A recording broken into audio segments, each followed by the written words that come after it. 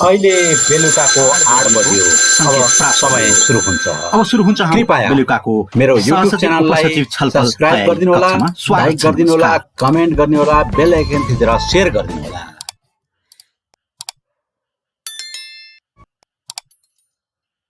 नमस्कार, म सन्तोष ढकाल। आजको हाम्रो निरन्तर बेलुकी चल्ने क्लास सुरु हुँदैछ। जीवन बिताउनको लागि पेशाप्रति प्रतिष्ठा चाहिँ अभिवृद्धि गर्न सक्छन्। यसको लागि चाहिँ ट्रेड युनियनमा आबद्ध हुन्छन् भन्ने सम्म अहिले हामीले छलफल गरौँ। अब केही समय छलफल गरौँ त यिनै विषयमा केही कुराहरू थप कोही सर म्यामहरूले राख्न चाहनुहुन्छ भने अरू के को लागि चाहिँ आबद्ध हुन सक्ला, अरू पनि थपौँ न। अब यहाँ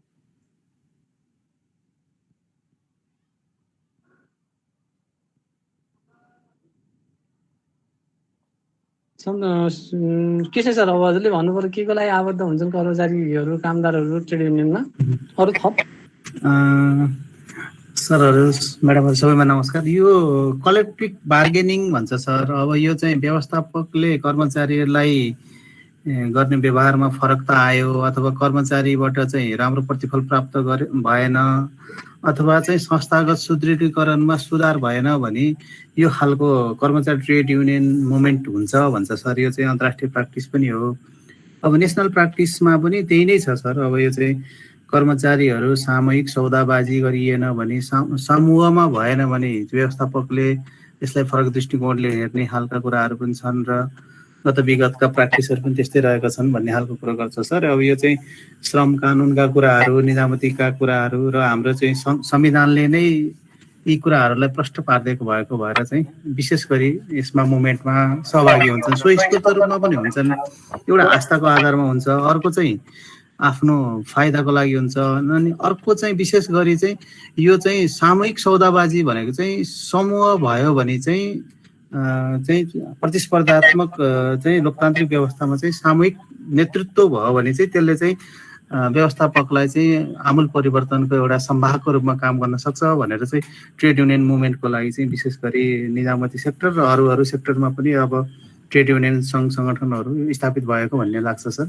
मैले चाहिँ यति बुझाएको छु यस विषयमा। अरू थप आयो भने पुनः बोल्ने गरी।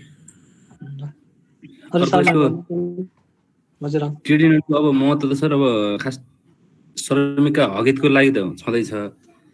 थप चाहिँ जस्तै मानौँ निजामती सेवाको सन्दर्भमा कुरा गर्दाखेरि निजामती सेवालाई जुन थप प्रभावकारी बनाउनलाई, गतिशील बनाउनको लागि, अनि नेपाल सरकारलाई रचनात्मक सुझावहरू दिनको लागि र नेपाल सरकारलाई विभिन्न कामहरूमा सेवा प्रवाहमा सहयोग गर्नको लागि विभिन्न कामको लागि पनि यो सामूहिक सौदाबाजी अथवा ट्रेड युनियनको आवश्यकता पर्छ। विशेष गरी आफ्नो श्रमिकको आफ्नो हितभन्दा पनि यो त सरकारलाई सहयोग गर्ने कुरा पनि हो। सरकारले भनेका कुराहरू मानौँ सबै कर्मचारीलाई चाहिँ नपुग्न सक्छ। कर्मचारीका नेताहरू मार्फत मानौँ सरकारले वार्ता गरेर यसरी चाहिँ सहजीकरण गर्नु पर्यो भनेर चाहिँ सरकारले भन्न सक्छ र त्यो अनुसारको सेवा प्रवाहमा सहजीकरण गर्नको लागि र थप केही चाहिँ निजामती सेवालाई थप प्रभावकारी बनाउने विषयमा चाहिँ केही सल्लाह सुझाव दिनको लागि, गतिशील बनाउनको लागि र अब विशेष गरी रचनात्मक सुझाव दिने पनि काम गर्छ। अरू सर म्यामहरुकै अब मुख्य कुरा शिव सरले पनि भनिसक्नु हो, कृष्ण सरले पनि भनिसक्नु हो। हकितको लागि र अब रचनात्मक सुझाव दिनको लागि भनेर भनिहाल्नु हो। अब यो भन्दा बढी त अब के होला र। हस्, धन्यवाद सरहरूलाई। अब यसको सोसाइटी ट्रेड युनियनको यो कन्सेप्ट लागेको कुराहरूलाई हेर्दा चाहिँ यसले चाहिँ के भने राजनीतिक आस्थासँग चाहिँ जोडिनु हुँदैन भनेर, राजनीति चाहिँ यसमा हुँदैन, उनीहरू आफ्नो सङ्गठित हुन्छन्। तर त्यो राजनीति कुनै दल विशेषमा राजनीति चाहिँ यो कन्सेप्चुअल कुरा चाहिँ यसले चाहिँ स्ट्रङली भनेको पछिका यो अभिसन्धिहरू पनि तिनै कुराहरू आउँछन्। अब यसले चाहिँ त्यो कन्सेप्ट चाहिँ के रहेछ भने राजनीतिसँग चाहिँ यसो लिङ्क हुनु हुँदैन भन्दो रहेछ। अनि कहिलेकाहीँ चाहिँ हाम्रै सन्दर्भमा पनि कुनै नेताहरूलाई अब यस्तो यस्तो छ अभिसन्धिहरू बारेमा भने इन्फर्मल गफ गर्दा हुँदाखेरि के हुन्छ भने अब त्यो राजनीतिसँग नै शक्ति हुन्छ, आड हुन्छ।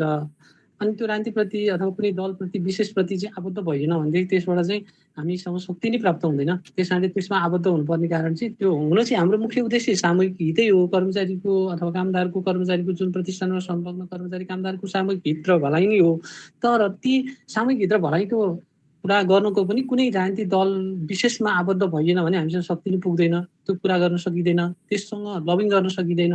त्यस कारणले त्यो आबद्ध हुनु परेको हो। उनीहरूलाई पनि दोहोरो फाइदाको लागि हो। उनीहरूलाई पनि त्यो कर्मचारी कामदारहरू चाहिँ सङ्गठित भइदिएर त्यसरी लिङ्क भइदियो भने राजनीतिलाई पनि फाइदा हुने, अनि हाम्रा पनि मागहरू पुरा हुनुको लागि यो हुनु परेको हो भनेर भाषण गरेको अथवा कहिले इन्फर्मल गफहरू गर्दा भनेको पाइन्छ नेताहरूले। अब यसको कन्सेप्टमा चाहिँ राजनीतिप्रति चाहिँ आबद्ध हुनु हुँदैन। राजनीतिभन्दा छुट्टै स्वतन्त्र किसिमको नै एउटा सङ्गठित समूह हो।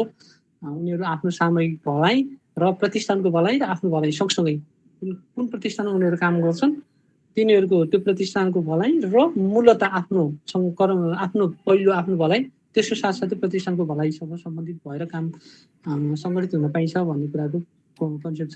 अब महत्त्वपूर्ण अभिसन्धि महासन्धिहरू चाहिँ धेरै छन्। अब यो कुरा चाहिँ कहाँबाट आउँछ भने यो जब ट्रेड युनियनको कुरा आउँदा मानव अधिकारको कुरा पनि जोडिएर आउँदो रहेछ। त्यति गहन कुराहरू छ। मानव अधिकारको विश्वव्यापी घोषणा पत्र 1948 को धारा 30(4) प्रत्येक व्यक्तिलाई निजको हक हितको रक्षाको निम्ति ट्रेड युनियन खोल्न र त्यसमा संयुक्त हुन पाउने अधिकार भनेर भनिसकेपछि त कुरो सकियो। मानव अधिकारकै एउटा पक्ष रहेछ भन्ने कुरा यो चाहिँ सबैले बुझ्नुपर्ने विषय रहेछ। यो गहन कुरा। त्यस पछाडि आर्थिक सामाजिक सांस्कृतिक अधिकारको अन्तर्राष्ट्रिय अनुबन्ध 1966 को धारा 8 मा चाहिँ सामाजिक र आर्थिक प्रवर्धन र सुरक्षाका निम्ति सम्बन्धित सङ्गठनको अधीनमा रही श्रमिक सङ्घहरू खोल्न, श्रमिक सङ्गठनहरूको सङ्घ र महासङ्घ खोल्न पाउने अधिकार, सङ्घ र महासङ्घको अन्तर्राष्ट्रिय श्रमिक सङ्घ खोल्न पाउने वा यसमा सामेल हुन पाउने अधिकार भनेर यो 1966 मा पनि फेरि यो अर्को अनुबन्ध भयो। आर्थिक सामाजिक र सांस्कृतिक अधिकारको अन्तर्राष्ट्रिय अनुबन्धमा 1966 मा यी कुराहरू यसरी यसलाई त स्ट्रङ बनाउन ल्याएको छ रहेछ मानव अधिकारकै कुरादेखि नै लिएर। त्यस पछाडि महत्त्वपूर्ण कुरा अर्को भनेको कानुनले तोकेको र प्रजातान्त्रिक समाजमा राष्ट्रिय सुरक्षा, सार्वजनिक सुव्यवस्था र अरूका अधिकार र स्वतन्त्रताहरूको रक्षाका निम्ति आवश्यक हुने सीमाभित्र रही श्रमिक सङ्घहरूले काम गर्न पाउने अधिकार, देशका कानुन अनुसार हडताल गर्न पाउने अधिकार भनेर यो अभिसन्धिहरूमा नि विभिन्न समयमा विभिन्न किसिमले भएका ती अभिसन्धिहरूमा यी यस्ता कुराहरू चाहिँ राखेको हुने। अब नागरिकता र राजनीतिक अधिकारका अन्तर्राष्ट्रिय महासन्धि 1966 को धारा 22 मा आफ्नो हित रक्षा गर्न, सङ्गठन स्थापना गर्न तथा त्यसमा सम्मिलित हुने अधिकार समेत प्रदान गरेको छ भनेको छ। यी अभिसन्धिहरू जुन महत्त्वपूर्ण अभिसन्धिहरू छन् तिनीहरूले अर्को भनेको चाहिँ सङ्गठनको स्वतन्त्रता र सङ्गठित हुने अधिकारको सुरक्षा सम्बन्धी महासन्धि 1987 सन् 1948 मा चाहिँ 153 राष्ट्रले अनुमोदन गरे। नेपालले नगरेको, नेपालले कुनैमा गरेको हुन्छ कुनैमा गरेको छैन।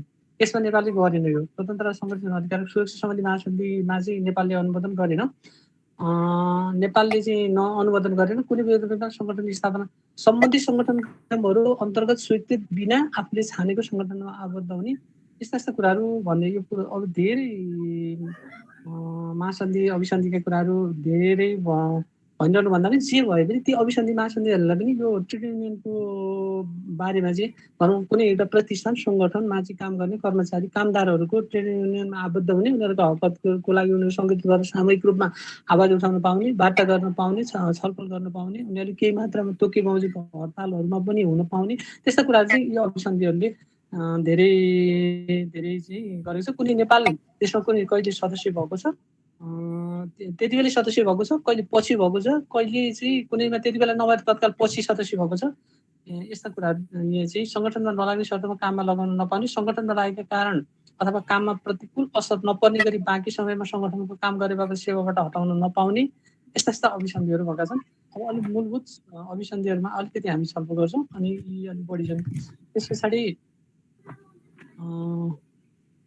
यी पुराना धेरै सन्धि भयो। अब सामूहिक सौदाबाजी सम्बन्धी पनि अभिसन्धिहरू भएका छन्। 1981 मा अभिसन्धि नम्बर 154 अनुमोदन 46 राष्ट्रले नेपालले नगरेको, कहिलेकाहीँ चाहिँ नेपालले त्यसमा अनुमोदन नगरेको पनि हुन्छ। आर्थिक गतिविधिसँग सम्बन्धित सबै क्षेत्रमा लागू हुने यस्ता अभिसन्धिहरू छन्। सामूहिक सौदा महासन्धिहरू भएपछि अब यो अलिक बढी नै भएको हुनाले मैले यसमा अलिकति स्किप भएँ। अरू अब ट्रेड युनियनको इतिहास चाहिँ के छ त भन्दाखेरि नेपालको सन्दर्भमा चाहिँ अलिक महत्त्वपूर्ण हुनसक्छ यसलाई। नेपालको इतिहासमा ट्रेड युनियन सम्बन्धी भनेको चाहिँ विक्रम सम्वत 1983 मा नासु कृष्ण कृष्णलाल अधिकारीको नेतृत्वमा पेशागत हकित संरक्षणका लागि एकादशी सभा मार्फत सङ्गठित हुने अभ्यास भयो।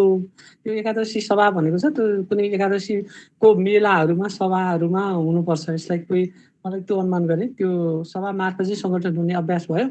अनि विक्रम सम्वत 2005 प्रधानमन्त्री पद्म शमशेर जबाराबाट सभा वा सङ्घ सम्बन्धी ऐन 2005 जारी भयो। त्यस पछाडि देशको उन्नतिको पवित्र विचारले देशको यहाँ के भनेको छ यो यसमा भने यो सभा वा सङ्घ सम्बन्धी ऐनमा चाहिँ के भनेको छ भने देशको उन्नतिको पवित्र विचारले लोकनीति सदाचारका सिद्धान्तहरू सवाल विरोध नगर्ने गरी व्यक्तिगत आक्षेप रहित सरकारीमा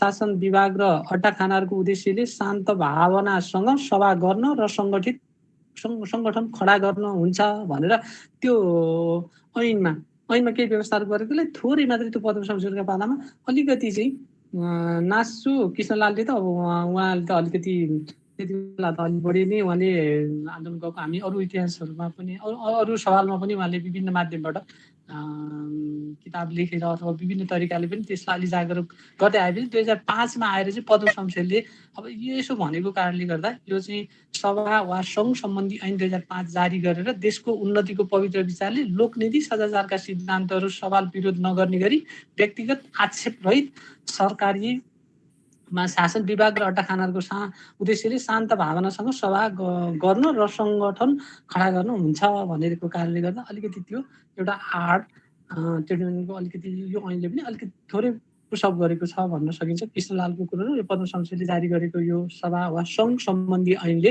गर्दा अलिकति ट्रेड युनियनलाई अलिकति नेपालको उसमा चाहिँ यसलाई चाहिँ अलिकति पृष्ठभूमिको रूपमा रहेको छ भन्न सकिन्छ। अब 7मा त प्रजातन्त्र नै आइहाल्यो अनि 17 सालसम्म त्यो रह्यो पनि त्यस पछाडि 17 साल पछाडि पञ्चायती व्यवस्था भयो। त्यसलाई अलिकति हेर्दाखेरि 7 देखि 17सम्मलाई निहालेर हेर्दाखेरि चाहिँ विक्रम 2007 सालको माघको पञ्चमीका दिन महेश्वरमान छोचुको घरमा चाहिँ अखिल नेपाल न्यून वैतनिक कामदार न्यून वैतनिक कर्मचारी सङ्घको चाहिँ गठन भयो अनि उनीहरूले के कुराहरू भने ती मागहरू चाहिँ उनीहरूले त्यो तयारी गरे। उहाँ पञ्चायती 7 सालमा जब प्रजातन्त्र त्योभन्दा अगाडि नै चाहिँ अलिक सङ्गठित हुँदै अदृश्य रूपमा अब अलिक सङ्गठित हुँदै आउँदाखेरि चाहिँ व्यवहार सञ्चालनमा गर्न पुग्ने तलबका कुरा, पजनी प्रथाको अन्त्यका कुरा, घर बिदाको सुविधाका कुरा, अवकाश पश्चात भत्ताको प्रबन्ध गर्नुपर्ने, औषधि खर्चको प्रावधान हुनुपर्ने, कार्यालयमा मानवोचित व्यवहार हुनुपर्ने, मृत कर्मचारीको परिवारलाई भरण पोषणको व्यवस्था हुनुपर्ने, सन्तानको लागि शिक्षाको व्यवस्था, खोलेको समावेशीमाथि सङ्घमाथि चाहिँ त्यो कुराहरू चाहिँ उनीहरूले माग गरेका थिए। त्यति बेला जुन त्यो उद्देश्य राखेर खोलेको सङ्घ थियो त्यसलाई चाहिँ प्रतिबन्ध लगाइयो। अलिअलि प्रयास भयो भन्ने कुरो। अखिल नेपाल न्यून वैतनिक कर्मचारी सङ्घको पुनरागमन भयो फेरि प्रजातन्त्र आइसकेपछि। त्यस पछाडि विक्रम 2008 साल जेठ 14 दिन चाहिँ सरकार समक्ष माग प्रस्तुत गर्यो। त्यही सङ्गठनले फेरि पुनरागमन भयो। त्यो न्यून वैतनिक कर्मचारी सङ्घ नेपालको इतिहासमा अखिल नेपाल न्यून वैतनिक कर्मचारी सङ्घ नै नेपालको चाहिँ त्यो ट्रेड युनियनको चाहिँ एउटा सङ्गठित भनौँ न अलि त्यसलाई चाहिँ व्यवस्थित यो सङ्घ मानिन्छ अखिल नेपाल न्यून वैतनिक कर्मचारी सङ्घ। त्यसको पुनरागमन भइसकेपछि सरकारसँग माग चाहिँ प्रस्तुत गर्यो। जुन पहिले भएका मागहरू थिए त्यति बेला देखिएका तत्काल समस्याहरू एउटा चाहिँ व्यवहार सञ्चालनमा पुग्ने तलब भनेको चाहिँ तलब सुविधाको कुरा, पजनी प्रथाको अन्त्यको कुरा, अनि घर बिदाका अनि अवकाश पश्चात भत्ताको सुविधाका कुरा, औषधि खर्च, कार्यालयमा मानवोचित व्यवहारको कुरा, मृतक परिवारलाई भरण पोषणको व्यवस्थाको कुरा, सन्तानका लागि शिक्षाको कुरा, त्यसरी चाहिँ जुन खोलिएको बेला प्रजातन्त्र आइसकेपछि यो जुन सङ्घ छ त्यसले चाहिँ सङ्घले चाहिँ पुनरागमन भएपछि ती मागहरू राखेर 2008 साल जेठ 14 गते सरकार समक्ष माग प्रस्तुत गर्यो। त्यस पछाडि 2009 जेठ 18 गते बृहत् हडताल गर्यो यसै मागलाई राखेर। त्यति बेला प्रजातन्त्र आइसकेको थियो। माग राख्नु त कुनै कुरो भएन, हडताल गर्न पनि कुनै समस्या भएन। सङ्गठित भएर कर्मचारी कामदारहरू सङ्गठित भएर उनीहरूले आफ्ना माग राखेर चाहिँ 2009 साल जेठ 18 गते बृहत् हडताल गरे। अनि सङ्घका महासचिव महेश्वरमान सोच लगायत चाहिँ 23 जना चाहिँ निवृत्त भए। उनीहरूको जागिर चाहिँ निवृत्त तर सरकारको अधिकांश मागहरू पुरा गरेको थियो त्यति बेला। सरकारले केही जुन अघि राखेका मागहरूलाई अधिकांशलाई पुरा गरेको थियो भन्ने पाइन्छ। त्यस पछाडि अब आयो 17 देखि 46 सालसम्म चाहिँ पञ्चायती व्यवस्था रह्यो। पञ्चायती व्यवस्थामा पनि कर्मचारी ट्रेड युनियनको बारेमा विक्रमसम्म 2018 मा कारखानामा काम गर्ने मजदुर सम्बन्धी ऐन, 2016 मा संशोधन गरी ट्रेड युनियन खोल्ने अधिकारमा प्रतिबन्ध लगाइयो। त्यो पञ्चायती व्यवस्था भएको हुनाले उनीहरूले काम गर्ने मजदुर सम्बन्धी ऐन 2016 मा संशोधन गरेर पहिले 2016 मा जुन ऐन त्यसमा चाहिँ 18 मा लगेको संशोधन गरेर त्यस्ता ऐनहरू त्यस्ता चाहिँ ट्रेड युनियन खोल्ने अधिकारमा चाहिँ प्रतिबन्ध लगाइयो। अनि राष्ट्रिय निर्देशन ऐन 2018 मा वर्गीय सङ्गठन स्थापनाका लागि वर्गीय सङ्गठनहरू स्थापनाका लागि चाहिँ संस्था दर्ता ऐन 34 मा संस्था स्थापनाका लागि 18 मा वर्गीय सङ्गठन स्थापनाका कुराहरू गरेको छ। अनि संस्था दर्ता ऐन 2034 सामाजिक, धार्मिक, साहित्यिक, वैज्ञानिक, व्यावसायिक संस्थाहरू कर्मचारीहरू बहानामा भित्रभित्री सङ्गठित हुने प्रयासहरू भइरहेको थियो।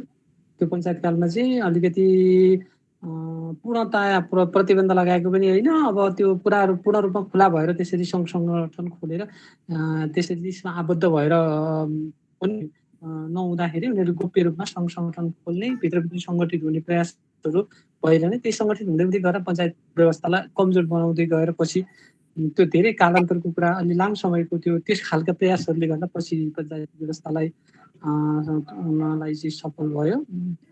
पञ्चायत व्यवस्था समाप्त हुनलाई त्यसले सहयोग पुर्यायो। अब सरस्वती त्यो भनौँ अब यति भन्दाखेरि 2017 देखि 46 सम्म ट्रेड युनियनको बारेमा खासै त्यस्तो थिएन। भित्रभित्री आफू सङ्गठित हुने भित्रभित्री चाहिँ अदृश्य रूपमा सङ्गठित हुने मात्रै एक्टिभिटिजहरू खुला रूपमा ट्रेड युनियनका कुराहरू थिएन। जब 46 सालमा प्रजातन्त्र आयो त्यस पछाडि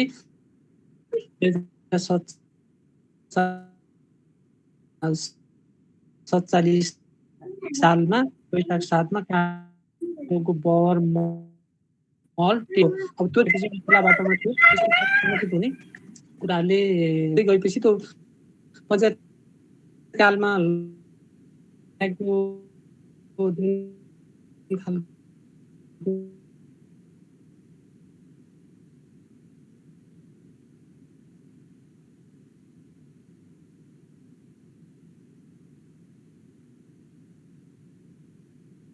अठार बमोजिम 19 कार्तिक 2047 मा नेपाली निजामती कर्मचारी सङ्गठनको स्थापना भयो।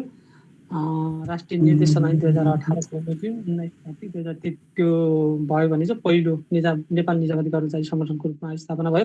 2047 साल फागुन 18 मा नेपाल निजामती कर्मचारी सङ्घको स्थापना भयो।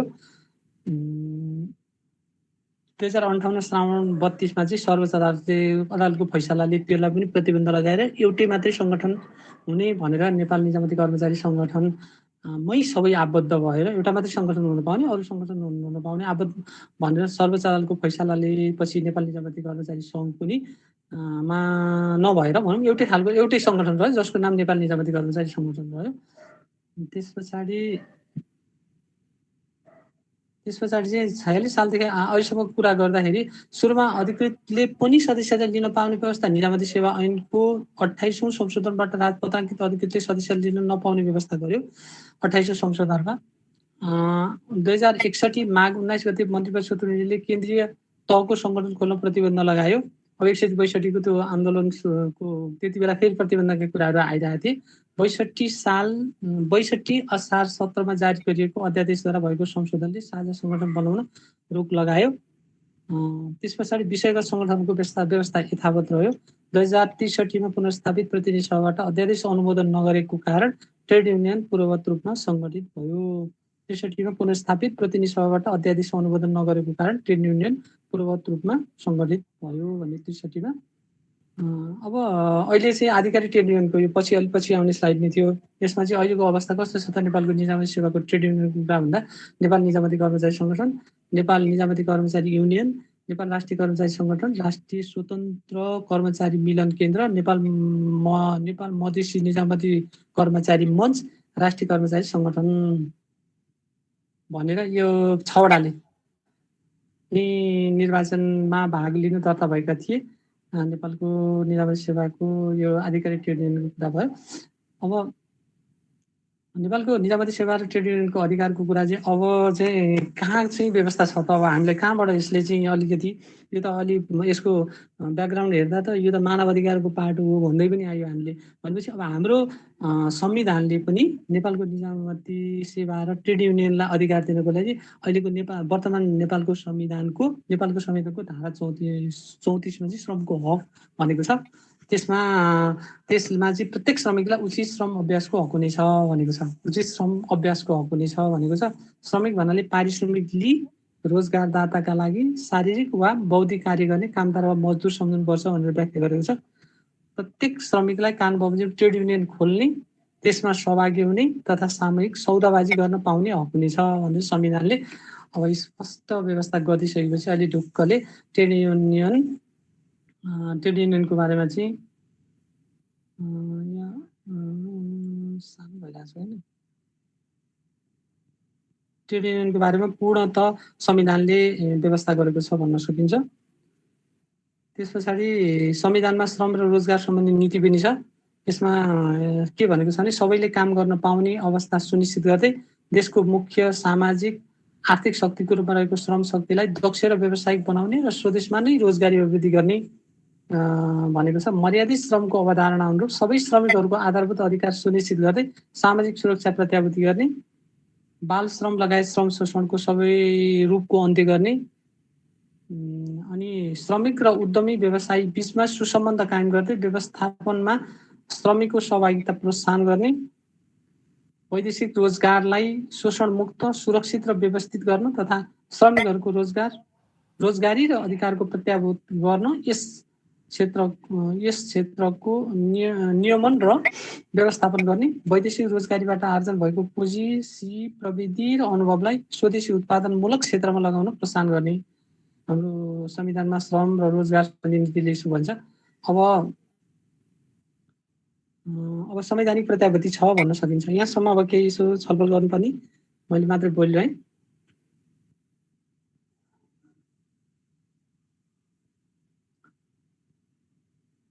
अब ट्रेड युनियन ऐन छ 2049 ले यसले गरेका प्रमुख व्यवस्थाहरू के छ भने प्रतिष्ठान र प्रतिष्ठान बाहिरका विभिन्न उद्योग, व्यापार र व्यवसाय क्षेत्रलाई समेटिएको। त्यसले चाहिँ मुख्य व्यवस्थाहरू ट्रेड युनियन ऐनले चाहिँ समेटेका विषयहरू, ट्रेड युनियनसँग सम्बन्धित विषयमा समेटेका कुराहरू के छन् भने प्रतिष्ठान र प्रतिष्ठान बाहिरका विभिन्न उद्योग, व्यापार र व्यवसाय क्षेत्रलाई समेटेको छ। यसले समेट्छ ट्रेड युनियनको अधिकारमा। यसले चाहिँ प्रतिष्ठान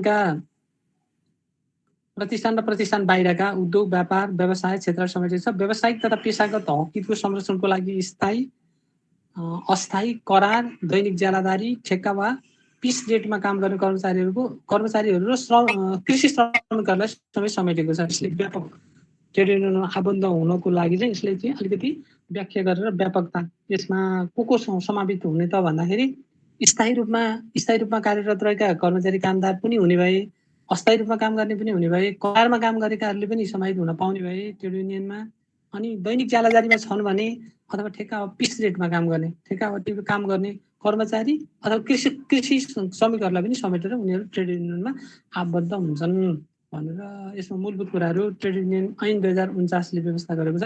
भनेपछि अहिलेसम्म हामीले छलफल गरेको कुरा के थियो त भन्दाखेरि यो चाहिँ ट्रेड युनियन सम्बन्धी भन्ने विषय चाहिँ यो औद्योगिक विकास सँगसँगै आएको अवधारणा हो। यो मानव अधिकारको महत्त्वपूर्ण पक्षको रूपमा चाहिँ यसलाई लिइन्छ। यसलाई मानव अधिकार ऐन 1948 देखि नै त्यसमा व्यवस्था गरेको छ। त्यसको अलावा चाहिँ विभिन्न सन्धिहरू हुँदै ट्रेड युनियन यस्तामा दिएको छ। कतिपय त्यस्ता सन्धिहरूमा नेपालले तत्कालै त्यो भाग लिएर त्यसमा चाहिँ हस्ताक्षर गरेर त्यसमा चाहिँ त्यसलाई स्वीकारेका अवस्था पनि छन् र कतिपय अवस्थामा चाहिँ पछि त्यस्तो स्वीकार गर्दै आएको अवस्था पनि छ। र नेपालको इतिहासमा 7 सालभन्दा अगाडि खासै त्यस्तो चाहिँ ट्रेड युनियनको व्यवस्था त्यस्तो प्रभावकारी छैन। जब 7 सालदेखि प्रजातन्त्र आयो, प्रजातन्त्र भएपछि केही मागहरू राखेर, केही आन्दोलन राखेर, केही चाहिँ सामूहिक सौदाबाजी गरेका कुराहरू पनि भए।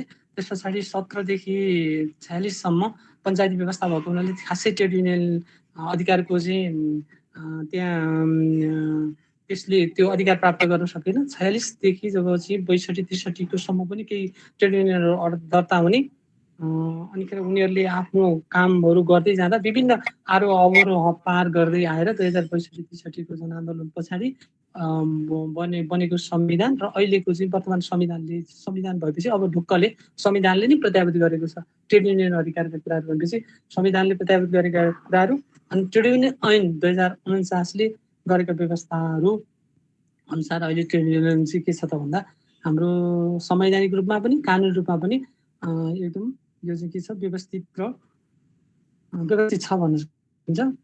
त्यसका चाहिँ अब ट्रेड युनियन ऐन 2049ले अरू कुराहरू के भन्नु त भन्दा यसले सबैले समेट्यो एउटा प्रतिष्ठानमा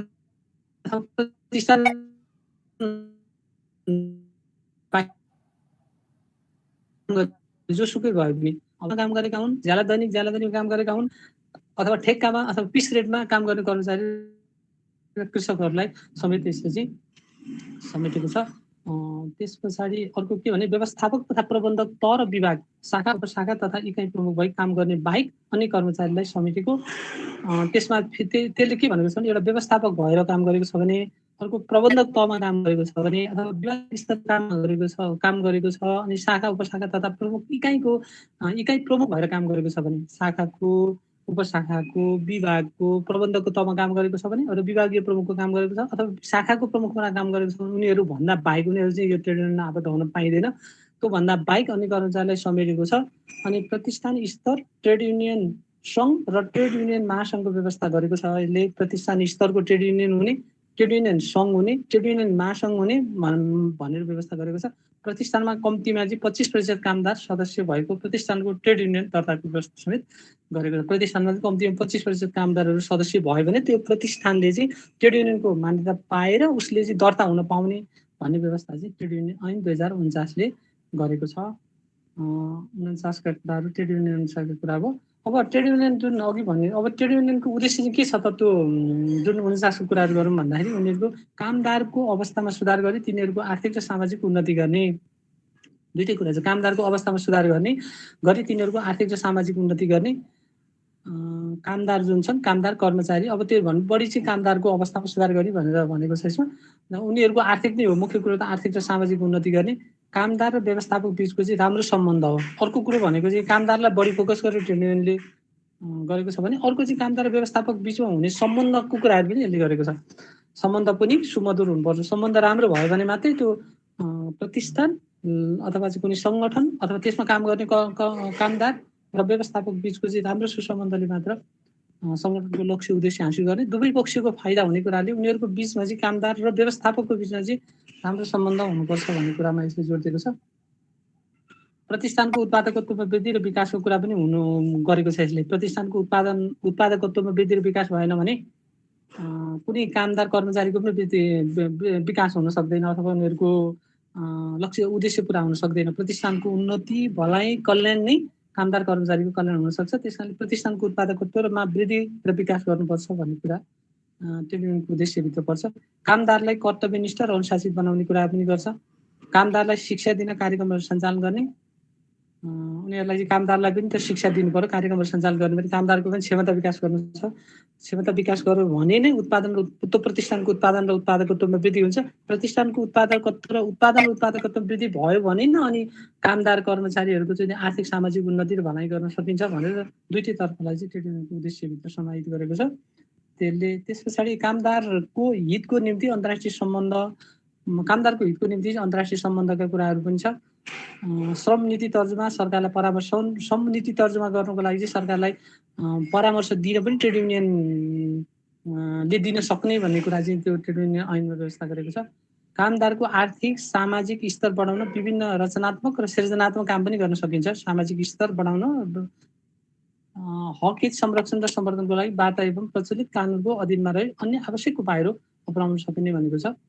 अब ट्रेड युनियनका कामकर्ता र अधिकार चाहिँ के छ त, उद्देश्य चाहिँ त्यो थियो भनेपछि उनीहरूका कामकर्ता र अधिकार चाहिँ के छ भने उद्देश्य प्राप्तिका लागि विभिन्न कार्यहरू गर्ने, जुन अघि भनेका उद्देश्यहरू छन् यी उद्देश्यहरू प्राप्तिको लागि चाहिँ विभिन्न कामहरू गर्ने, अनि आधिकारिक ट्रेड युनियनको निर्वाचनमा भाग लिन लगाउने, त्यस पछाडि त्यो ट्रेड युनियनहरू चाहिँ अब आधिकारिकतिर जानु पर्यो। आधिकारिक ट्रेड युनियनको निर्वाचन भाग लिन लगाउने, आधिकारिक ट्रेड युनियनका निर्णयहरूको कार्यान्वयन र कामदारलाई चाहिँ पालना गर्न लगाउने, आधिकारिक ट्रेड युनियनले गरेका निर्णयहरूको कार्यान्वयन गर्ने र कामदारहरूलाई पालना गर्न लगाउने, महत्त्वपूर्ण राष्ट्रिय स्तरका श्रम विवाद सम्बन्धी नीतिगत विषयहरूमा वार्ता र संवादबाट श्रम विवादहरू सुल्झाउने,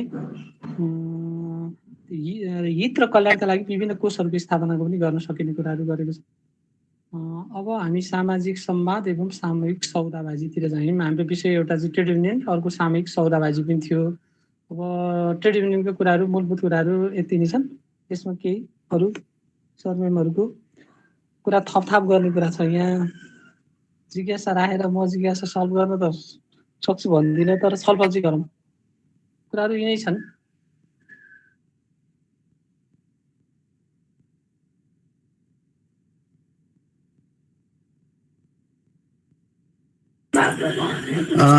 दुलारी सरले जुन कुरा उठाउनु भएको छ यसमा चाहिँ ट्रेड युनियन मुभमेन्टबाट भएका गतिविधि, यसमा चाहिँ आबद्धता हुने आधारहरू र किन आबद्धता हुन्छन् भन्ने सन्दर्भमा चाहिँ अब भेला, तालिम, प्रशिक्षण, गोष्ठी लगायतका रचनात्मक र सृजनात्मक क्रियाकलापहरूमा संलग्न रहने कुरा एउटा रह्यो। एउटा कुरा चाहिँ के हुँदो रहेछ यसमा भनेदेखि नेतृत्व क्षमताको विकास नै हुँदो रहेछ। विगतमा ट्रेड युनियनमा आबद्ध साथीहरू चाहिँ आज नेतृत्व तहमा पनि छन् र अब कुनै सिलेक्टेड बडीबाट इलेक्टेड बडीमा गएको पनि छ। यसमा चाहिँ यो आफैमा एउटा चाहिँ नयाँ खालको चाहिँ रचनात्मक र सृजनात्मक हुने, यसलाई प्रशिक्षण गर्ने, गोष्ठी लगायतका कुराहरू सरकारलाई चाहिँ रचनात्मक सुझाव दिने सम्बन्धका कामहरू गर्ने भएकोले क्षमता विकास तथा नेतृत्व विकासमा यसले चाहिँ अब्बलता पनि प्रदान गरेको छ भन्न पनि सकियो सर। मैले यति भने। अरू सरमेमहरूलाई अब ट्रेड युनियनका कुराहरू यस्तै छन्। अब सामाजिक संवाद एवं सामूहिक सौदाबाजीका कुराहरू। सामाजिक संवादका माध्यमहरूले औद्योगिक शान्ति हुन्छ। औद्योगिक शान्ति गर्ने भने, औद्योगिक विकास गर्ने हो भने अब सामाजिक संवाद र सौदाबाजी गरिएन भने त त्यो औद्योगिक विकास हुन सक्दैन। दुई पक्षकै महत्त्वपूर्ण भूमिका हुन्छ त्यहाँ। त्यसले रोजगार दिनेले पनि, रोजगार पाउनेले पनि। अब त्यहाँ बिचमा चाहिँ उनीहरूको बिचमा शान्ति भएन, सम्बन्ध भएन, सुमधुर भएन, अब वार्ता गर्न पाएन, छलफल गर्न पाएन, संवाद गर्न पाएन, उनीहरू बिचमा चाहिँ सौदाबाजी गर्न पाएन भने के हुनसक्छ भने सामाजिक संवादका माध्यमबाट चाहिँ औद्योगिक शान्ति हुनु छ।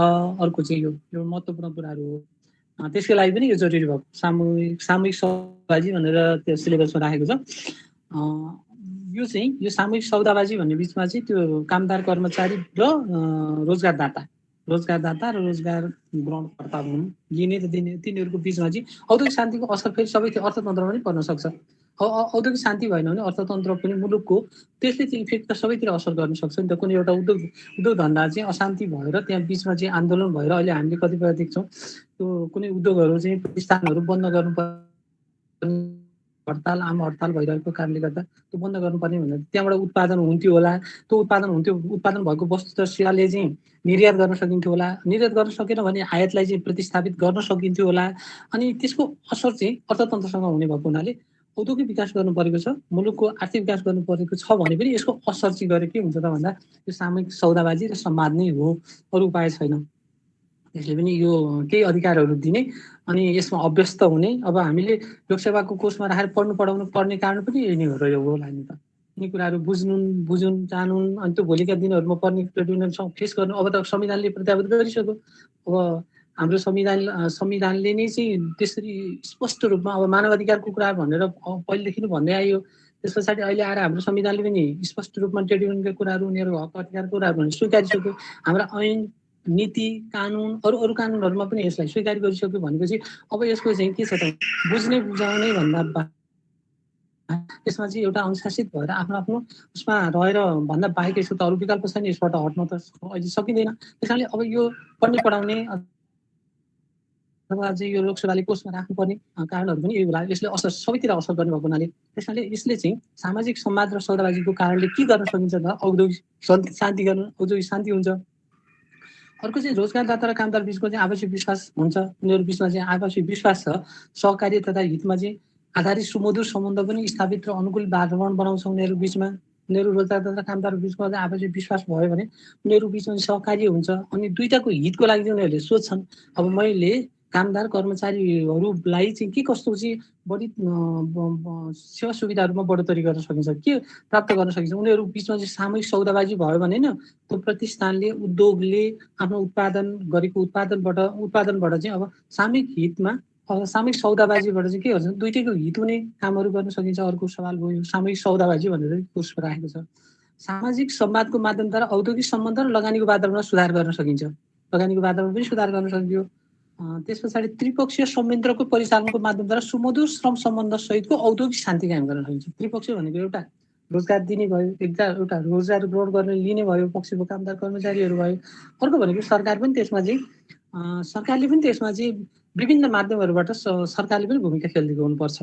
नभए मात्रै दुईटा पक्षको मात्रै कहिलेकाहीँ चाहिँ तेस्रो पक्ष त्रिपक्षीय भनेर भनेको चाहिँ जहिले पनि कामदार कर्मचारी, रोजगारदाता र सरकार, तिनटाको त्यो त्रिपक्षीय संयन्त्रको परिचालनद्वारा चाहिँ सुमधुर श्रम सम्बन्ध सहितको औद्योगिक शान्ति कायम गर्न सकिन्छ। सामूहिक संवाद र सामूहिक सौदाबाजी भयो भने अनि कमजोर श्रम सम्बन्धलाई सुधार गरी लगानी मैत्री एवं शान्तिपूर्ण औद्योगिक वातावरणको सृजना गर्न सकिन्छ। यसरी दुवैतर्फको फाइदा सामाजिक संवाद र सामूहिक हितको कारणले गर्दा यो त्रिपक्षीय संयन्त्र मार्फत चाहिँ औद्योगिक शान्ति नै हो, मूलतः औद्योगिक शान्ति हो। अघि पनि यसलाई भनियो औद्योगिक शान्ति,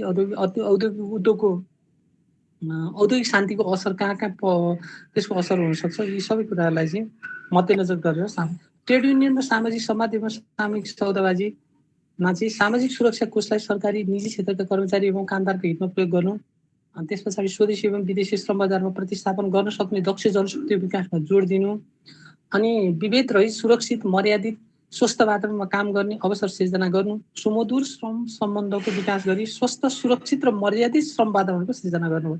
यसले अघि भने चाहिँ गरेर औद्योगिक शान्ति मात्रै कायम गरेर औद्योगिक शान्ति मात्रै कायम नगरेर यसले के भने सामाजिक सुरक्षा कोषका कुरा, निजी क्षेत्रका कर्मचारीलाई कामदारका हितमा प्रयोग गर्नु, अनि स्वदेशी एवं विदेशी श्रम बजारमा प्रतिस्थापन गर्न सक्ने, भोलि गएर विदेशी श्रम बजारमा त्यो जनशक्ति प्रतिस्थापन गर्न सक्ने दक्ष जनशक्तिको विकास गर्नु पनि हो। त्यो पनि त मुलुकको जनशक्ति भनेको मुलुकको त्यो चाहिँ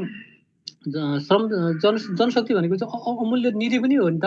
त्यसले चाहिँ भोलि गएर विदेशमा गएर प्रतिस्थापित भएर राम्रो दक्ष अनि श्रम शक्तिको उत्पादन विकास गर्न सक्यो भने उसले चाहिँ त्यहाँबाट विदेशबाट कमाउँछ, त्यो विदेशी मुद्रा फेरि स्वदेशमा आउन सक्छ। त्यो किसिमले हरेक एङ्गलबाट चाहिँ के हुन्छ त भन्दा सामूहिक सौदाबाजीको माध्यमबाट विभेद रहित सुरक्षित, कसैलाई विभेद नगरी सुरक्षित मर्यादित एवं स्वस्थ वातावरणमा काम गर्ने अवसर सिर्जना गर्नु, सुमधुर श्रम सम्बन्धको चाहिँ विकास गरी स्वस्थ सुरक्षित र मर्यादित वातावरणको सिर्जना गर्न अर्को यो सामाजिक संवाद र सामूहिक सौदाबाजीले काम गरेको हुन्छ।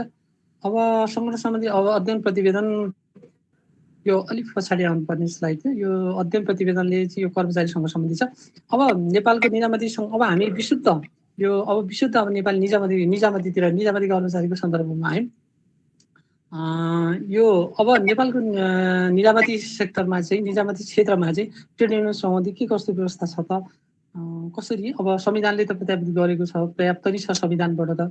त्यस पछाडि सबैको लागि अरू प्रतिष्ठानको लागि भनेर यो ट्रेड युनियन ऐन 2049 पनि आएको छ। यसले समग्र यो पनि एउटा यो आधार हुनसक्छ निजामती सेवाको लागि।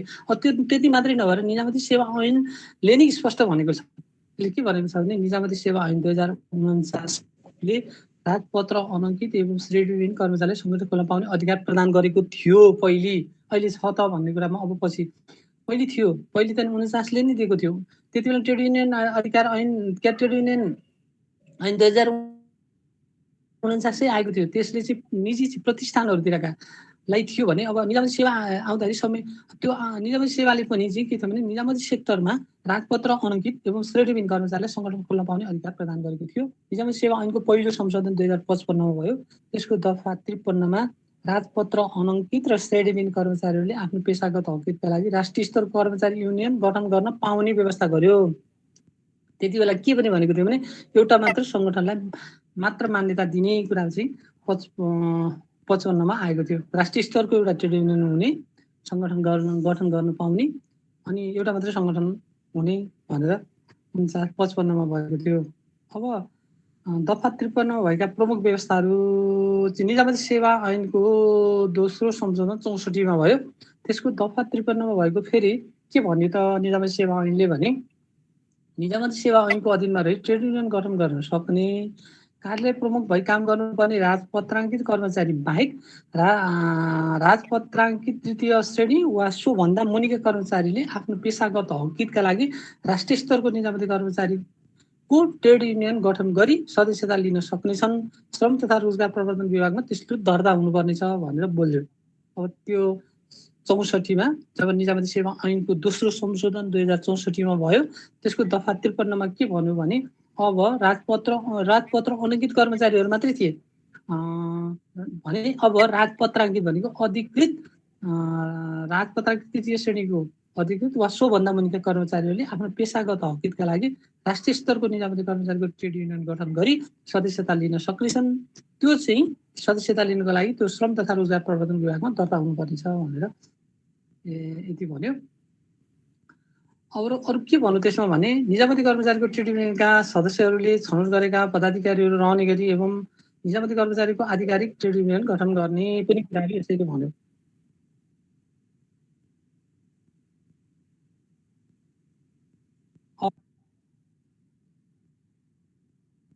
पदाधिकारी रहने गरेर एउटा चाहिँ निजामती कर्मचारीको आधिकारिक ट्रेड युनियन रहनेछ भन्यो। आधिकारिक ट्रेड युनियनले जिल्ला स्तरमा, विभाग स्तरमा, राष्ट्रिय स्तरमा आफ्ना पेसागत मागहरू सम्बन्धित निकायमा प्रस्तुत गरी सामाजिक संवाद र सामूहिक सौदाबाजी गर्न पाउने भन्यो। अब हामीले ट्रेड युनियन र सामूहिक सौदाबाजी हाम्रो टपिक्स थियो, सिलेबस थियो भने अब यो चाहिँ के भने त्यो दुईटै कुरालाई यसले प्रत्यावर्त गरियो। तिमीहरूले ट्रेड युनियनमा आबद्ध हुन पनि पाउने र सामूहिक सौदाबाजी पनि गर्न पाउने। किन आबद्ध हुने त? ट्रेड युनियनमा आबद्ध भएर सङ्गठित भएर मात्रै त हुँदैन। सङ्गठित हुनुको मतलब के हो त भने व्यवस्थापक पक्षमा अथवा रोजगारदाताको बिचमा उनीहरूले चाहिँ सामूहिक सौदाबाजी पनि गर्ने हो, छलफल पनि गर्ने हो, वार्ता पनि गर्ने हो, माग राख्ने पनि हो, केही समय हदसम्मको चाहिँ आन्दोलन पनि गर्ने हो, हडताल पनि गर्न सक्ने हो। यी कुराहरू चाहिँ कानुनबद्ध हुनुपर्छ। अब प्रस्तुत गरी सामाजिक संवाद र सामूहिक सौदाबाजी गर्न पाउने अधिकार चाहिँ हाम्रो निजामती सेवा ऐनको दोस्रो संशोधनले यसलाई चाहिँ प्रत्यावर्ती गरेको पाइन्छ। अब यहाँसम्मका कुराहरू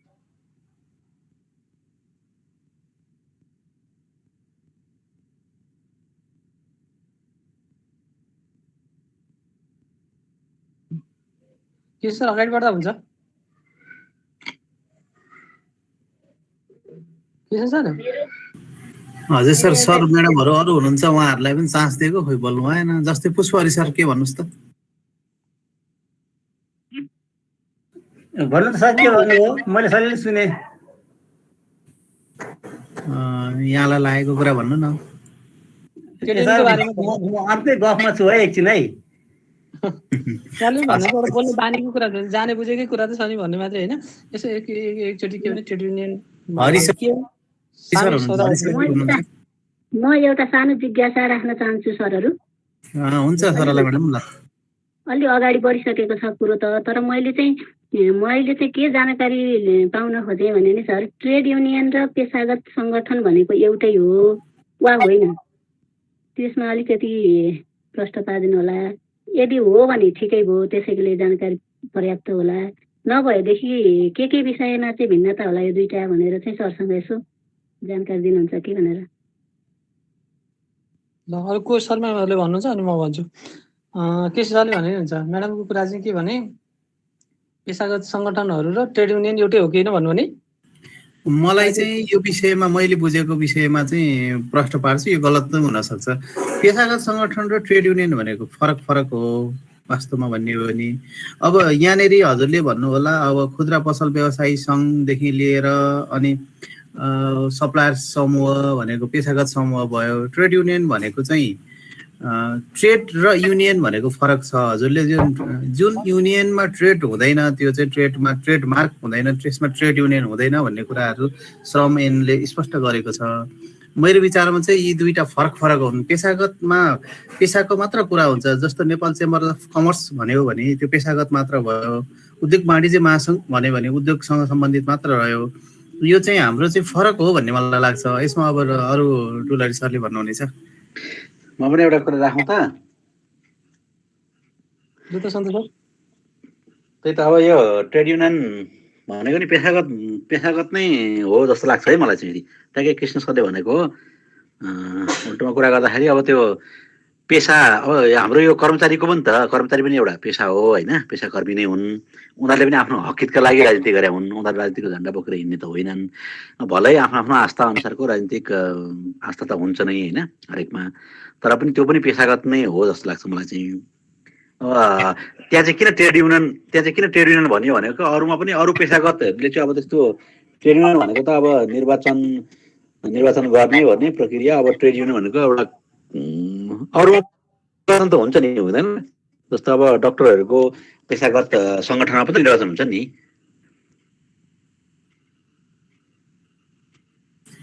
यस्तो हो सन्तोष सर, पेसागत भनेको अब डक्टर, इन्जिनियर, अरू छुट्टा छुट्टैहरूको रहेको हुनसक्छ। यस ट्रेड युनियनमा चाहिँ ट्रेड सम्बन्धी हुन्छ भन्ने भनाइ हो। तर पेसागत त भन्दैनलाई नि भन्न पाइयो नि, पेसागत सङ्गठन नै हुन् नि, ट्रेड युनियन कर्मी पनि पेसागत सङ्गठन नै हुन् होइन र? अरू आएको शिव सरको, लालबहादुर सरको पनि आएको छ भने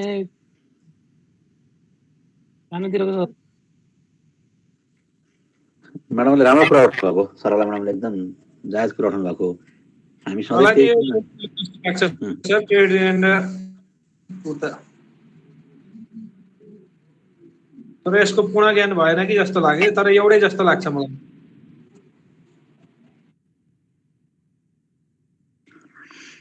अब अरू पनि हुनुहुन्छ होला नि त, मलाई त्यतै लाग्छ है, त्यो पेसागत नै। अब त्यहाँ चाहिँ अब कर्मचारी, अब त्यहाँ चाहिँ ट्रेड युनियन भनेर त्यहाँ पनि पेसागत सङ्गठनै हो नि, ट्रेड युनियन पनि पेसागत कर्मी पेसागत सङ्गठनै हो। त्यसले निर्वाह गर्ने रूपमा भूमिका निर्वाह गर्ने। अरू डक्टरहरू चाहिँ अब काममै व्यस्त हुने, उनीहरूले चाहिँ अब ट्रेड युनियन गठन गर्ने उनीहरूको पनि सङ्गठन त हुन्छ पेसागत।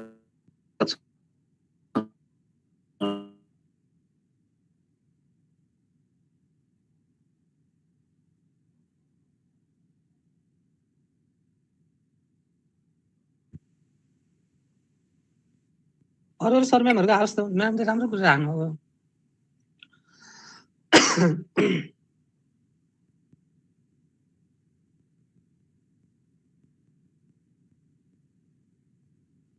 यसमा मलाई चाहिँ के लाग्छ भने जस्तो पेसागत सङ्गठनहरू भएर त्यो जुन ट्रेड युनियनको उसमा आबद्ध भएर आउँदैन नि, त्यति बेला चाहिँ पेसागत मात्रै रहन्छन्।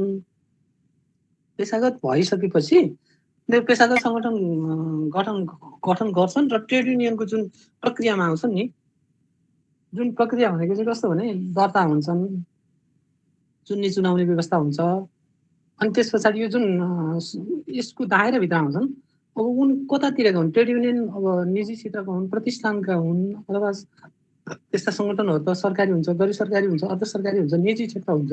त्यस्ता त्यहाँ चाहिँ सङ्गठनहरू हुन्छ, त्यहाँ काम गर्ने कर्मचारीहरू, जनशक्तिहरू हुन्छ। उनीहरू पेसागत रूपमा उनीहरू ठिक छ, डक्टरहरू चाहिँ पेसागत रूपमा उनीहरू आबद्ध भए, पेसागतहरूको चाहिँ भयो। अब उनीहरूको ट्रेड युनियनको प्रक्रियामा आएर उनीहरू दर्ता भएर उनीहरूको चाहिँ एउटा जुन प्रक्रिया पुरा गरेर कानुनगत ट्रेड युनियनमै दर्ता भएर उनीहरू समाहित भएर आउँछन् भने तिनीहरू ट्रेड युनियनमा आए। त्यति बेला नआउँजेसम्म पेसागत सङ्गठनको रूपमै रहिरहे आउनु। हरेक सङ्गठनहरू दर्ता भएका हुन्छन् सर। यो खुद्रा व्यापार सङ्घ दर्तै हुन्छ, तपाईँ अरू सङ्गठनहरू पनि दर्ता नै हुन्छन् सर हुन त। होइन ट्रेड युनियनमा चाहिँ दर्ता भने जस्तो त्यो खुद्राको सङ्घमा होइन, अब त्यो अब डक्टरहरूको सङ्घमा त्यो त दर्ता होला, तर ट्रेड युनियनको रूपमा चाहिँ दर्ता गर्ने पनि प्रक्रिया छ नि त। मालिकहरू सङ्गठित भयो भने के अरे त्यो चाहिँ ट्रेड युनियन भएन। कामदारहरू सङ्गठित भयो भने त्यो चाहिँ ट्रेड युनियन भयो होला। जस्तै उदाहरणको लागि उद्योग वाणिज्य महासङ्घमा प्रतिनिधित्व गर्ने व्यापारीहरू, उद्योग घरानाहरू चाहिँ उनीहरू पेसागत सङ्गठन भए। उद्योग वाणिज्य सङ्घकै कार्यालयभित्र काम गर्ने कर्मचारीहरू सङ्गठित भएर ट्रेड युनियनमा दर्ता भयो भने फेरि तिनीहरू ट्रेड युनियन भयो होला। त्यस कारणले मालिकहरू सङ्गठित हुन्छन् भने ती पेसाकर्मी भए, पेसागत तिनीहरूको सङ्गठन भयो। अब ती मालिक कहाँ काम गर्ने ट्रेड गर्ने कामदार गरेर जाला मजदुरी लिने मान्छेहरू सङ्गठित भएर दर्ता हुन्छन् भने तिनीहरू चाहिँ ट्रेड युनियन भए जस्तो लाग्यो मलाई। होइन एकदम एकदम सही कुरा, यो एकदम ठ्याक्कै छर्लङ्ग भयो नि त। अहिले भने चित्त बुझ्यो सरको कुरा। होइन त्यही कुरा हो सर, त्यही कुरा देखियो यहाँ धेरै ठाउँ हेर्दा पनि। सरले भने जस्तो अब मालिकको रूपमा जस्तो जसले पेसा चलाएको छ अथवा व्यवसाय चलाएको छ, जस्तो हाम्रो पनि नेपाल सरकार छुट्टै छ, हामी कर्मचारी अब अथवा अरू सङ्घ संस्थानमा काम गर्नेहरू कर्मचारीहरू चाहिँ त्यो ट्रेड युनियन भइयो। अनि अब अरू चाहिँ अब पेसाकर्मी जस्तो डाक्टर इन्जिनियर अब मानव न व्यवसायहरू चाहिँ यिनीहरू पेसाकर्मी भए भन्ने खालको कुरा भयो। हो एकदम त्यो अब जस्तो ट्रेड युनियनलाई पनि त दर्ता गर्ने निश्चित प्रक्रिया जस्तो अब कर्मचारीमा पनि अब धेरै किसिमका ट्रेड युनियन छन्, 7-8वटा ट्रेड युनियन छन् होइन। ती सबैले चाहिँ आफ्नो किसिमले दर्ता त गर्नु पर्ला। आधिकारिक भन्ने त छुट्टै छ, त्यो नेपाल सरकारले आधिकारिक भनेर निर्वाचनद्वारा गर्ने हो। गर्नुपर्छ। सामान्य जस्तो नर्मल टेलिकमको कर्मचारी सङ्गठन छुट्टै दर्ता गर्नु पर्यो, अथवा गुठी संस्थान भयो अथवा संस्थानहरूको आफ्नै छुट्टै आफ्नो छुट्टै दर्ता गर्नुपर्ने भयो। अब त्यो सोलो डोलोमा फेरि एउटा ठुलो राष्ट्रिय ट्रेड युनियन हुने भयो कि। यस्तो पनि जस्तै उदाहरणको लागि निजामती कर्मचारी ऐनले को मान्छे कुन कर्मचारीहरू के अरे निजामती कर्मचारीको ट्रेड युनियनभित्र गर्ने भनेको छ। जस्तै त्यहाँ अघि नै सरको अगाडिको परिभाषामा आइहाल्यो। फेरि तत्त सार्वजनिक संस्थानहरूको कुरा गर्ने हो भने जस्तै टेलिकमको कर्मचारी पनि एम्बेलीमा नै फेरि त्यो टेलिकमका कर्मचारीहरू कतिले को चाहिँ ट्रेड युनियनमा बस्न पाउने भन्ने कुरा छ। जस्तै उदाहरणको लागि यहाँ चाहिँ नेपाल सरकारको राजपत्र अङ्कित 3य श्रेणीसम्मको भन्ने कुरा आयो, राजपत्र अनङ्कित 1म श्रेणीसम्मको अथवा भन्ने आयो। अब यता कुनै संस्थानहरूमा चाहिँ कार्यालय प्रमुख नहुन्जेलसम्म 7 तहसम्मकोलाई पनि सार्वजनिक संस्थानहरूमै ट्रेड युनियनमा चाहिँ आबद्ध हुन पाउने, सदस्यता लिन पाउने भनेर अधिकार दिएको छ। त्यस कारणले अब यो सार्वजनिक संस्थान अनि निजामतीको कुरामा निजामती कर्मचारीलाई निजामती ऐनले बोल्ने भयो, सार्वजनिक संस्थानमा हुन पाउने नपाउने भन्ने कुरा तत्त सार्वजनिक संस्थानहरूका नियम कानुनले हुने भए, गैर सरकारी संस्थाहरूको पनि आफ्नो विधि विधानमा को मान्छेहरू सङ्गठित हुन पाउने नपाउने भन्ने कुरा त्यसको क्राइटेरियाहरू हुने भए, अब त्यो आधारमा एउटा समग्रमा चाहिँ ट्रेड युनियन ऐन 2049ले चाहिँ अब त्यो संस्थाका कति प्रतिशत मान्छेहरू चाहिँ सङ्गठित भएर आयो भने सङ्गठित हुन पाउने भए भन्ने कुरा भनेकै छ। उदाहरणको लागि डाक्टरहरूको एउटा पेसागत डाक्टरहरूको एउटा समूह बनाए र उनीहरूले पनि गएर चाहिँ ट्रेड युनियन ऐन अन्तर्गत चाहिँ श्रम कार्यालयमा दर्ता गरायो भने उनीहरूको पनि ट्रेड युनियन भयो। फेरि डाक्टरहरूले अस्पताल खोलेर उनीहरूले पेसागत महासङ्घ बनाएर उनीहरू चाहिँ फेरि मालिक भयो भने फेरि उनीहरूलाई ट्रेड युनियन चाहिएन होला। यसरी बुझ्यो भने कस्तो होला? होइन, सरले भने जस्तो सरकारी हस्पिटलहरू काम गर्ने डाक्टरहरू त कर्मचारी सरह नै भयो नि।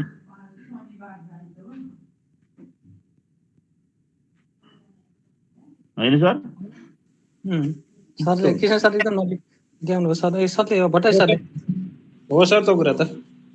अब निजामती सेक्टरमा यसरी यी ट्रेड युनियन प्राप्त गरेका छन्। योभन्दा बाहेक अरू कुनै सङ्गठनहरू छन् तिनीहरू ट्रेड युनियन पाएनन्, किनभने उनीहरूले दर्ता हुनु पर्यो, तोकेको ठाउँमा दर्ता हुनु पर्यो। उनीहरूका कस्ता सदस्यहरू हुने उनीहरूको एउटा विधान हुन्छ। त्यो विधानमा उनीहरूको सदस्यभित्र पऱ्यो भने त्यो ट्रेड युनियन भयो, परेनन् भने त्यो भएन। ट्रेड युनियनभित्र हुनलाई चाहिँ यसरी दर्ता पनि हुनु पर्यो। जस्तो 5-6वटा चाहिँ सङ्गठन ट्रेड युनियन भनेर निजामती कर्मचारी क्षेत्रका 6वटा छन् भनेर हामीले भन्यौँ भने यिनीहरू दर्ता भएका छन्, प्रक्रिया पुरा गरेका छन्, कानुन तोकिएको प्रक्रिया पुरा गरेर उनीहरू चाहिँ दर्ता भएर उनीहरूले ट्रेड युनियनको चाहिँ मान्यता प्राप्त गरेका छन् भने अनि यसका यिनीहरूको सदस्यहरू जुन क्राइटेरिया हुन्छ, उनीहरूको विधान हुन्छ, कुन कस्ता सदस्यहरू हुने भनेर हुन्छ, त्यसमा सदस्यता लिएको छ तिनीहरू छन् भने भयो। अब डाक्टर पनि चाहिँ हामी कर्मचारी कुनै उसमा चाहिँ सङ्गठित हुन्छौँ, उनीहरू सदस्य एउटा क्राइटेरियाभित्र रहेर सदस्य भएर दर्ता भएको ट्रेड युनियनमा उनीहरू आबद्ध हुन्छन् भने तिनीहरू ट्रेड युनियन भए। अलिकति पेसागतमा यहाँ क्लियर पनि भइसक्यो, छलफल पनि भयो।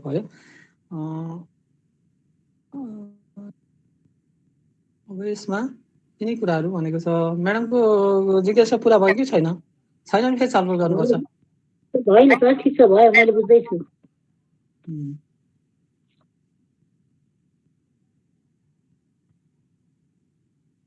अब हामीले सेवा नियमावलीमा पनि नियमावलीले अझ निजामती सेवा नियमावलीले चाहिँ ट्रेड युनियनलाई अब ऐनले नै प्रत्याभूत गरेका कुरालाई अहिले अलिकति बढी व्याख्या गरेको छ। व्यवस्था भएका कुराहरू के छन् त भन्दा प्रमुख नियम 117 कमा प्रमुख व्यवस्था दर्ता र गठनको कुरा गरेको छ। यसले राष्ट्रिय स्तरको निजामती कर्मचारीको ट्रेड युनियन दर्ता गराउनको लागि कार्य समितिले तोकेको पदाधिकारीले केन्द्रीय पदाधिकारी र सदस्यहरूको हस्ताक्षर गराई विधान संलग्न गरी अनुसूचित 17 ग श्रम तथा रोजगार प्रबन्धन विभागमा निवेदन दिनुपर्ने भनेर निजामती सेवा नियमावलीले भन्यो।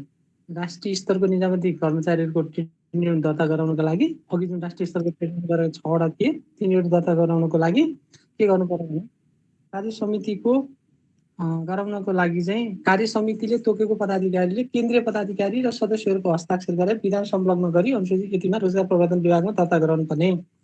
निवेदन र विधान 7 ट्रेड युनियनको कम्तीमा 20 जिल्ला कार्य समिति गठन भएको विवरण र ट्रेड युनियनको सदस्यता प्राप्त गर्ने निजामती कर्मचारीहरूको सम्बन्धित निकायबाट प्रमाणित कम्तीमा 5000 सदस्यहरूको हस्ताक्षर संलग्न हुनुपर्ने। त्यसले चाहिँ राष्ट्रिय स्तरको अब यहाँ आधिकारिकको कुरा गरेको छैन हामीले, राष्ट्रिय स्तरको ट्रेड युनियन भनेर दर्ता भएर जुन अघि 6 वटा चाहिँ निजामती सेवामा 6 वटा देखाएको थियो, यी प्रक्रिया पुरा गरेर उनीहरू श्रम तथा रोजगार प्रबन्धन विभागमा दर्ता भएपछि उनीहरूले राष्ट्रिय स्तरको ट्रेड युनियनमा मान्यता प्राप्त गरे। त्यसमा सुरुमा के गर्नुपर्ने रहेछ भने राष्ट्रिय स्तरको निजामती कर्मचारीको ट्रेड युनियन दर्ता गराउनको लागि कार्य समितिले तोकेको पदाधिकारीले केन्द्रीय पदाधिकारी र सदस्यहरूको हस्ताक्षर गराई संलग्न विधान अनुरूप चाहिँ श्रम तथा रोजगार प्रबन्धन विभागमा निवेदन दिनुपर्ने। निवेदन र विधान 7 ट्रेड युनियनको कम्तीमा 20 जिल्ला कार्य समिति 20 वटा जिल्लामा कार्य समिति हुनैपर्छ भन्यो निजामती सेवाले। निजामतीको हकमा अब हामी अरू कुरा गरेको छैन। मैले निजामती कर्मचारीको राष्ट्रिय स्तरको ट्रेड युनियनमा दर्ता हुनको लागि चाहिँ पहिले चाहिँ 20 वटा जिल्लाहरूमा कम्तीमा 20 वटा जिल्लामा कार्य समिति गठन भएको विवरण र राष्ट्रिय र ट्रेड युनियनको सदस्यता प्राप्त गर्ने निजामती कर्मचारीहरूको सम्बन्धित निकायबाट सम्बन्धित निकायबाट सम्बन्धित निकायबाट चाहिँ प्रमाणित गरेर कम्तीमा 5000 सदस्यहरूको हस्ताक्षर हुनुपर्छ। अब उनीहरूको मेरा 5000 सदस्य छन्, मेरा 20 वटा जिल्लामा कार्य समिति गठन गरेको छ, मलाई दर्ता गरिदेऊ भनेर तोकियो बमोजिम श्रम तथा रोजगार प्रबन्धन विभागमा गएर दर्ता भएपछि अनि उनीहरूले राष्ट्रिय स्तरको ट्रेड युनियन मान्यता पाउने भयो। त्यस पछाडि दाबी विरोधको लागि चाहिँ 15 दिनको समय दिन्छ। यो निजामती सेवा नियमावली भनेको व्यवस्था छ। रिट नपुगेको पनि हेरिन्छ। त्यो चाहिँ विभागले हेर्ने भयो भन्ने तोकियो, कानुनले तोकियो, नियमावली तोकियो बमोजिमको 20 वटा जिल्लामा कार्य समिति छ, उसका 5000 कम्तीमा 5000 सदस्यहरूको चाहिँ यो निकायबाट चाहिँ कर्मचारीहरूको सम्बन्धित निकायबाट चाहिँ प्रमाणित गरेर 5000 सदस्यहरूको हस्ताक्षर पनि छ। अरू सबै तोकियो बमोजिमको ढाँचा अनुसूचीहरू अनुसार चाहिँ आएको छ हेरेर रिट पुगे नपुगेको हेरिन्छ। म्याद समाप्त भएको 15 दिनभित्र फेरि म्याद चाहिँ दाबी विरोधको लागि म्याद छुट्याइन्छ। छैन कसैले भने त्यसमा दाबी विरोध गर्न आउँछ। छ भनेपछि म्याद समाप्त भएको 15 दिनभित्र दर्ता गरेर प्रमाणपत्र चाहिँ दिइन्छ। त्यस पछाडि राष्ट्रिय स्तरको निजामती कर्मचारीको ट्रेड युनियनको विभाग स्तर र जिल्ला स्तरको कार्य समिति गठन हुन सक्ने व्यवस्था छ। त्यति भइसकेर दर्ता भयो भने त्यो प्रक्रिया पुरा गरेर दर्ता भएपछि राष्ट्रिय स्तरको निजामती कर्मचारी हो। अनि कर्मचारीको ट्रेड युनियनको विभाग स्तरको पाइसकेपछि उसले विभाग स्तर र जिल्ला स्तरको कार्य समिति गठन हुन सक्ने भयो। प्रत्येक 4 वर्षमा नवीकरण गर्नुपर्ने व्यवस्था छ। 4 वर्षमा राष्ट्रिय स्तरमा दर्ता भयो भने 4 वर्षमा नवीकरण गर्नुपर्ने।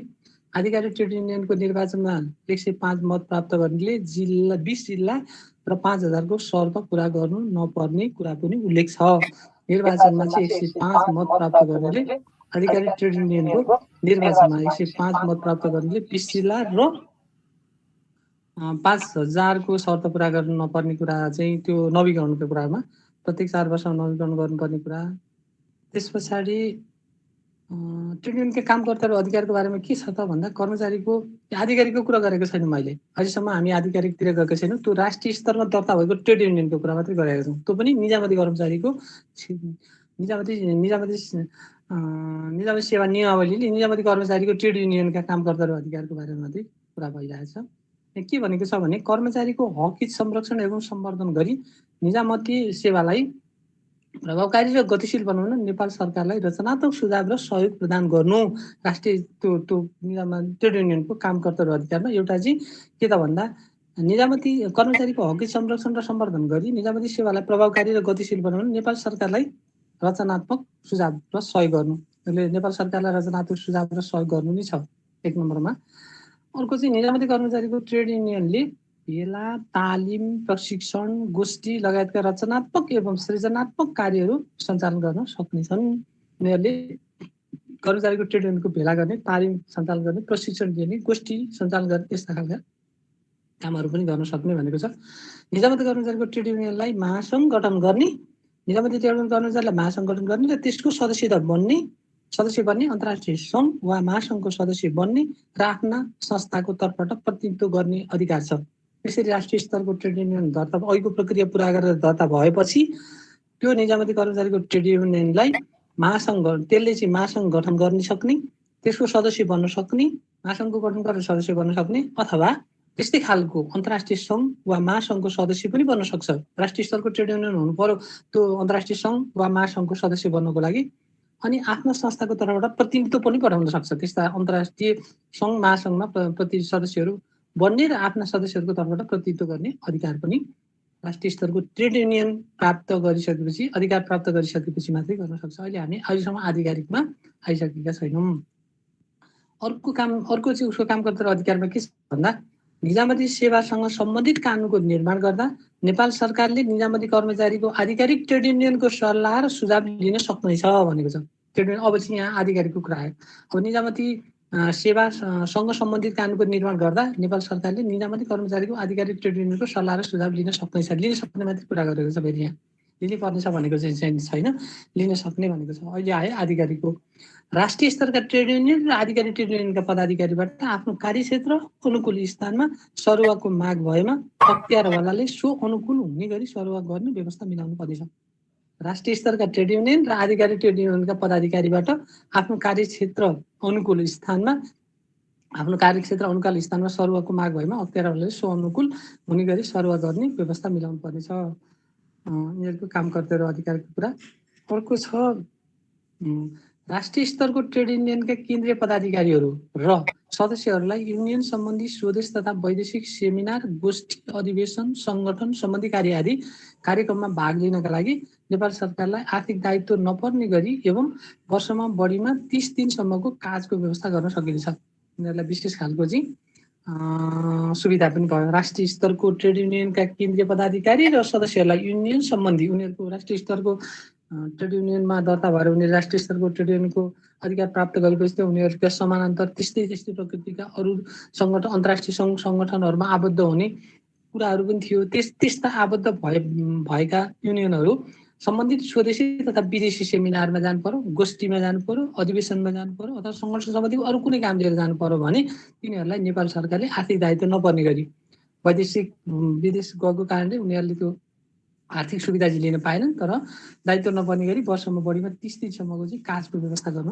सक्ने कुरा पनि ट्रेड युनियनको काम कर्ता र अधिकारको कुरामा छ। अब आधिकारिक ट्रेड युनियनको काम कर्ता र अधिकार अब हामी अघि भनेको थियो त राष्ट्रिय स्तरको ट्रेड युनियन अब भयो, आधिकारिक ट्रेड युनियनको कुरा आएछ। के छ यससम्म भने अहिलेसम्म छलफल गर्ने कुराहरू छ भने एकछिन रोकेँ। सर यो दर्ता सम्बन्धमा दाबी विरोध भन्ने थियो नि सर, के दाबी विरोध रहेछ सर त्यो? दर्ता भनेको चाहिँ अब राष्ट्रिय स्तरका ट्रेड युनियनको लागि दर्ता हुनको लागि 20वटा जिल्लामा आफ्नो कार्य समिति हुनु पर्यो, अनि सदस्यहरू 5000 हुनु पर्यो, अनि त्यस्तै तोकी बम्जीको ढाटा हुनु पर्यो, के पर्यो उनीहरूले दर्ता गरे। दर्ता गरिसकेपछि अब अरूले यो होइन है छैन है, उनीहरूका सदस्य पनि पुग्दैन, 5000 सदस्य पुग्दैन, अनि यिनीहरूको 20 जिल्लामा कार्य समिति छैन, त्यस्तो भनेर अर्को कुनै ट्रेड युनियनले भनौँ न प्रतिपक्ष भने जस्तै अर्को कसैले चाहिँ त्यसमा चाहिँ बुझ्दै हाल्यो। त्यसमा टाइम दिनु पर्यो नि त, होइन यो कृत्य सही हो है, यो उसका सदस्यहरू छैनन्, यो दोहोरो सदस्य छन् अथवा चाहिँ त्यो सदस्य त्यतिकै नाम लेखेर सदस्य गरेका छन् तिनीहरू त्यसमा चाहिँ छैनन्, कमम छैन, ती सदस्यहरू दोहोरो सदस्यता छन् अथवा 20 जिल्लामा छैन, ती जुन क्राइटेरिया छ त्यो क्राइटेरियामा चाहिँ अर्को कसैले चाहिँ उजुर गर्न सक्छ। दर्ता गर्न उजुर गर्न सकिसकेपछि अनि त्यसको दाबी होइन छैन, त्यो राष्ट्रिय स्तरको हुन सक्दैन, यो क्राइटेरिया पुरा गरेको छैन, कृत्य कागज बनाएर आएको छ, अरू कसैले त्यो उजुर गर्यो भने त्यसलाई म्याद दिएको। अब एउटै व्यक्तिले दुईतिर सहयोग गरेछ भने के हुन्छ? अवैधानिक वैधानिक भएन त पुष्टि गर्न सक्यो भने त्यसले मान्यता पाएन नि पुष्टि गर्ने त्यो त आधार हुन्छ रद्दै हुन्छ त्यसले वैधानिक पाउँदैन वैधानिक त पाएन वैधानिक त पाउँदैन तर पुष्टि गर्न सक्नु पर्यो कसैले उजुर गर्नु पर्यो उजुर नगरिकन त फेरि उजुरको आएन कहीँ कतैबाट भने त उसले त फेरि भएन त हो त्यो टाइम दिएको दाबी विरोधको भनेपछि time। एउटा संगठनको सदस्यता लिएको मान्छेले अर्को संगठनको खोल्नलाई सही गर्न पाएन। पाउँदैन सर पायो भने चाहिँ 2 तिरै 3 तिरै 6 तिरै सबै त पुगिहाल्थ्यो नि फेरि त्यो त एउटा मार्फत त भइसक्यो अर्को सही गर्न पाएन त्यस्तो फरकिहाल्छ हो एकपटक भएको थियो। त्यो कुन सङ्गठन हो त्यो अवैधानिक हो त्यो सङ्गठन त त्यो हाम्रो उसले लिएर आउनु भएको थियो कि हाम्रो के अरे त्यो के हाम्रो गाउँले सरले एकपटक ल्याउनु थियो नि युनियन गठन गर्दाखेरि ए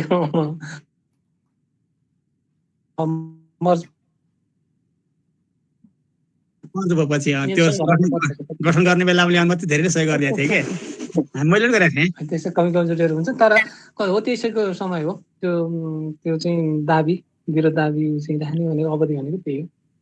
अहिलेसम्म हामी राष्ट्रिय ट्रेड युनियनको कुराहरू गरिराखेको यसमा अरू कोही नै थप सल्लाह सुझाव भने जस्तै भयो चाहिँ थप अरू कुनै कुराहरू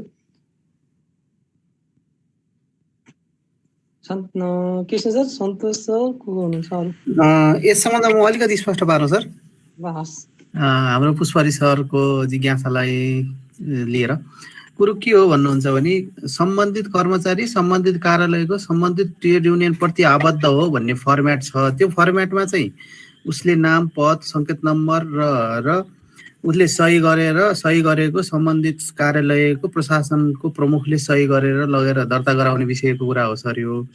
अब यस सन्दर्भमा चाहिँ अब कोही युनियन सङ्घको सदस्य हुनु होला कोही निजामती कर्मचारी सङ्गठनको हुनु होला कोही राष्ट्रिय कर्मचारी कोही मिलन केन्द्र कोही चाहिँ हाम्रो चाहिँ मधेस मञ्चको हुनु होला यदि त्यसो हो भएको रहेछ भने त्यसलाई चाहिँ फर्जी भनेर कसैले उजुर गरेको रहेछ र फलाना कार्यालयबाट यतिजना फर्जी चाहिँ युनियन सङ्घका पनि रहेको र नेपाल निजामती कर्मचारी सङ्गठनको पनि रहेको भनेर गर्यो भने त्यसमा दाबी विरोध रहने भन्ने सन्दर्भको कुरा एउटा गर्यो।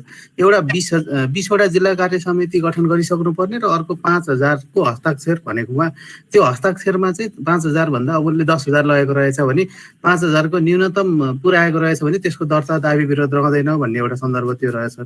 अनि अर्को चाहिँ 20वटा जिल्ला कार्य समिति गठन गरेको हुनुपर्ने भयो। अनि अहिले हाम्रो मधेसी कर्मचारी मञ्चले गत चुनाव आधिकारिकको चुनावमा उहाँहरूले चाहिँ त्यो पुर्याउन नसक्नु भएको भएर उहाँ थ्रेसहोल्डमा पर्नु भएन भन्ने सन्दर्भलाई मैले यति जोडेँ सर अहिले। भनेपछि उहाँ राष्ट्रिय स्तरको ट्रेड युनियनमा हुनुहुन्न राष्ट्रिय स्तरकोमा हुनुहुन्न त्यही त समस्या भइरहेछ उहाँहरूको। त्यही हो राष्ट्रिय स्तरको भएपछि मात्रै त्यसले अलिकति मान्यता पाउने भनौँ न त्यो कुनै उसमा आउने। अब यो आधिकारिकको मात्रै यति छलफल गरिसकेपछि अनिखेर हामी आजलाई गर्छौँ आधिकारिकसम्म हामी छलफल गर्छौँ एउटा बढी स्लाइड भएछ। अब आधिकारिक ट्रेड युनियन निजामती सेवाको निजामती कर्मचारीको सेवा सुरक्षा समय सापेक्ष सुविधा व्यक्ति विकास जीव ज्यान सुरक्षा कर्मचारीको व्यावसायिक सुरक्षा जस्ता हक हित सम्बन्धी विषयहरूमा सामाजिक संवाद र सामूहिक सौदाबाजी गर्ने कार्य चाहिँ अब सामूहिक संवाद र सामूहिक सौदाबाजी गर्ने अधिकार चाहिँ राष्ट्रिय स्तरकोलाई होइन आधिकारिकलाई हो।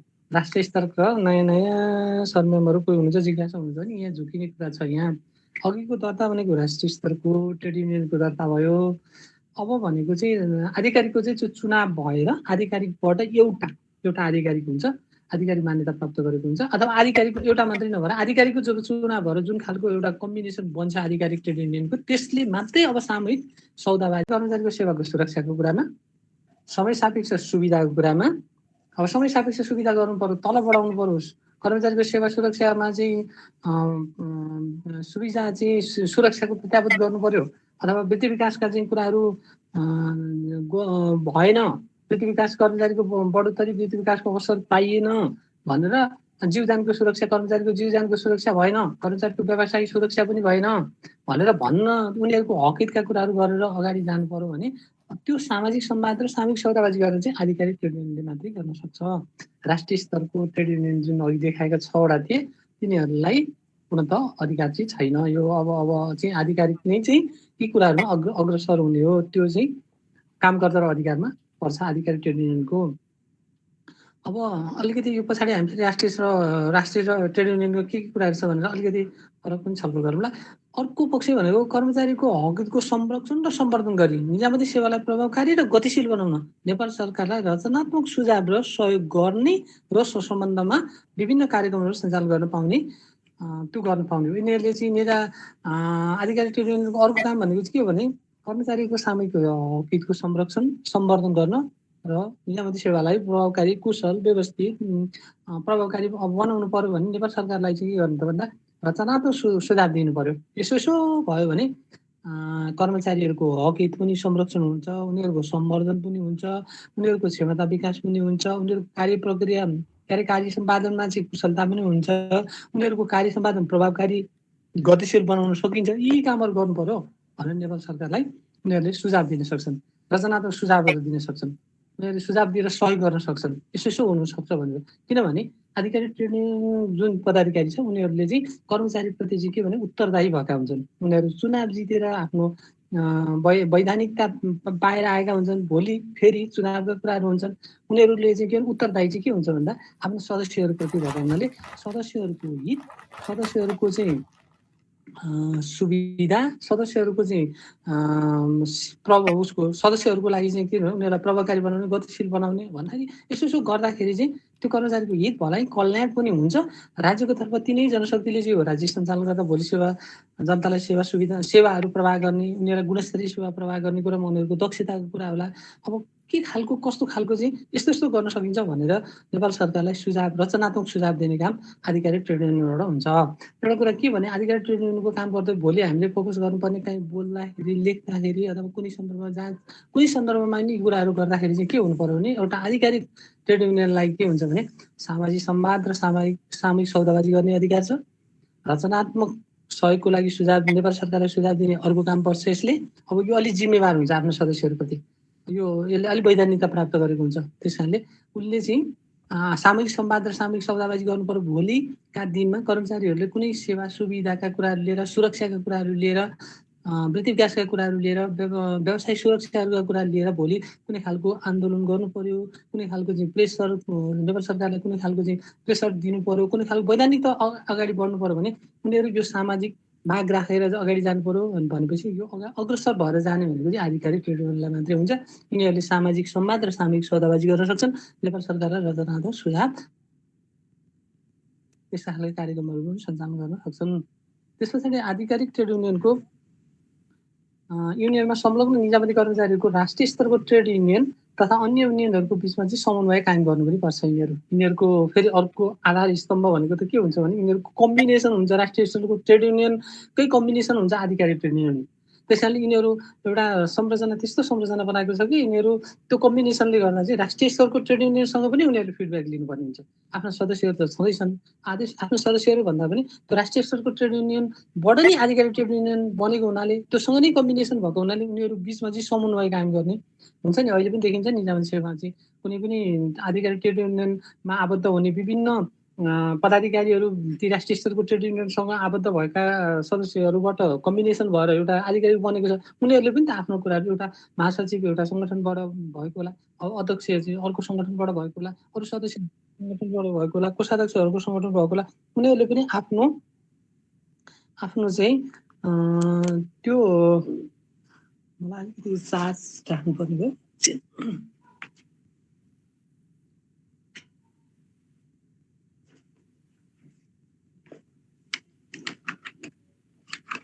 त्यसको लागि चाहिँ उनीहरूले त्यो आधिकारिक ट्रेड युनियनसँग चाहिँ के गर्न सक्छ भन्दा समन्वय गर्नु जरुरी छ। त्यो समन्वय गर्ने काम भनेको पनि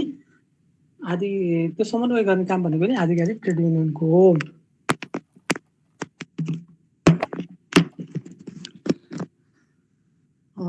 कृष्ण सरहरूले केही थप्नुपर्छ? अलिक बढी अनुभव छ नि त छ भने अनुभव के सन्दर्भमा सर? अनुभव भन्दा पनि यो व्यावहारिक पक्ष नै भयो सर यहाँनिर अहिले हजुरले भनिरहेको कुराहरू। अरू थप कुराहरू छ भने धेरै हिँड्यो के सर वास्तवमा? मैले अलिक बढी फोकस चाहिँ के गर्छु आधिकारिक ट्रेड युनियनको लागि चाहिँ अलिक बढी फोकस गरेको छु कि भोलिका दिनहरूमा हामीले आधिकारिक ट्रेड युनियनको कुराहरू चाहिँ अलिक पर्नुपर्ने अथवा बुझ्दाखेरि लेख्दाखेरि अथवा हाम्रो जुन प्रयोजनको लागि हामी छलफल गर्दैछौँ पछिल्लो पटक चाहिँ विद्युत प्राधिकरणमा पनि आधिकारिक ट्रेड युनियनको इलेक्सन भयो सर। निजामती कर्मचारी सङ्गठनको निजामती कर्मचारीमा आधिकारिक ट्रेड युनियनको एक कार्यकाल सकिएर पुनः निर्वाचन घोषणा भएर चुनाव हुन नसकेर हिजो मात्र सर्वोच्च अदालतले एउटा चाहिँ चुनाव नहुन्जेलसम्मको लागि पूर्व निर्वाचित पदाधिकारीहरू नै पदमा रहने भन्ने सन्दर्भको कुरा गरिदिएको छ सर अदालतले। मैले अहिले यति जोडेँ सर। अरू केही जोड्नुपर्ने कुरा के छ र सर? एउटा कुरा म सोध्छु, जस्तो विश्व दुई ध्रुवमा बाँडिया छ होइन। एउटा पुँजीवादी क्यापिटलिजम भन्छ, अर्को समाजवादी मुलुक भन्छ होइन। अब कुन मुलुकले चाहिँ यो ट्रेड युनियनको अब ट्रेड युनियन चाहिन्छ, यो अपरिहार्य हो भन्दै चाहिँ कुन मुलुकको लागि चाहिँ यो अपरिहार्य हुन सक्छ यो आधिकारिक ट्रेड युनियन? सरले उठाएको कुरा त श्रमजीवी वर्गहरूकै कुरा आयो नि सर। यो त पुँजीवादीले त कहाँ तपाईँको ट्रेड युनियन कुरै उठाउँदैन नि। समाजवादी मुलुकले ट्रेड युनियनको ल्याएको हो त।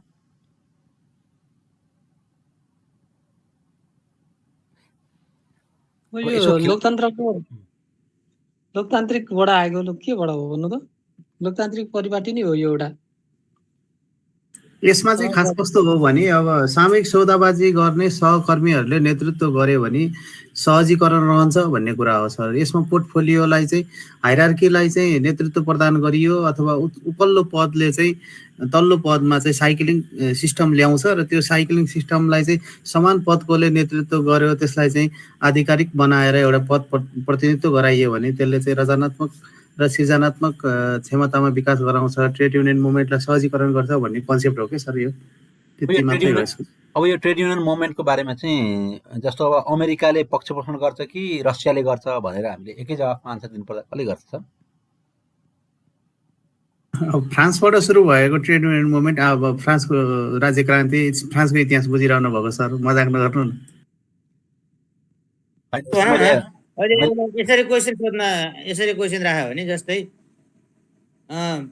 प्रजातान्त्रिक शासन व्यवस्था भएका मुलुक र निरङ्कुश शासन व्यवस्था भएका मुलुकहरू बिचमा ट्रेड युनियन अधिकारको प्रयोग कसरी भइरहेको छ एउटा। अर्को चाहिँ नेपालको राजनैतिक इतिहासमा प्रजातान्त्रिक शासन व्यवस्थाको अभ्यास भएका बेला ट्रेड युनियन अधिकारहरूको बढी विकास भएका छन् अथवा नेपालको पञ्चायती व्यवस्था अथवा चाहिँ निरङ्कुश व्यवस्थाहरूका बेलामा चाहिँ यो ट्रेड युनियनहरूलाई कति साह्रो गाह्रो परेको छ। अब लोकतान्त्रिक शासन व्यवस्था भएका बेला र निरङ्कुश टाइपको शासन व्यवस्था भएका बेलाको फरक के हुन सक्छ एउटा स्वदेशी कुरा भयो। एउटा विदेशी चाहिँ प्रजातान्त्रिक शासन पद्धति अँगालेका मुलुकहरू र निरङ्कुश शासन व्यवस्था अँगालेका मुलुकहरूमा अभ्यासमा रहेको ट्रेड युनियन अधिकारको विषयमा के कस्तो अवस्था छ यो हामीले समीक्षा गर्यौँ भने हो। यसरी पनि सोध्नु पाइयो। अब त्यो समाजवादी मुलुक भनेपछि त निरङ्कुशै मात्र हो भन्नु पनि सकिएन नि फेरि होइन कृष्ण सर, बेनत सर?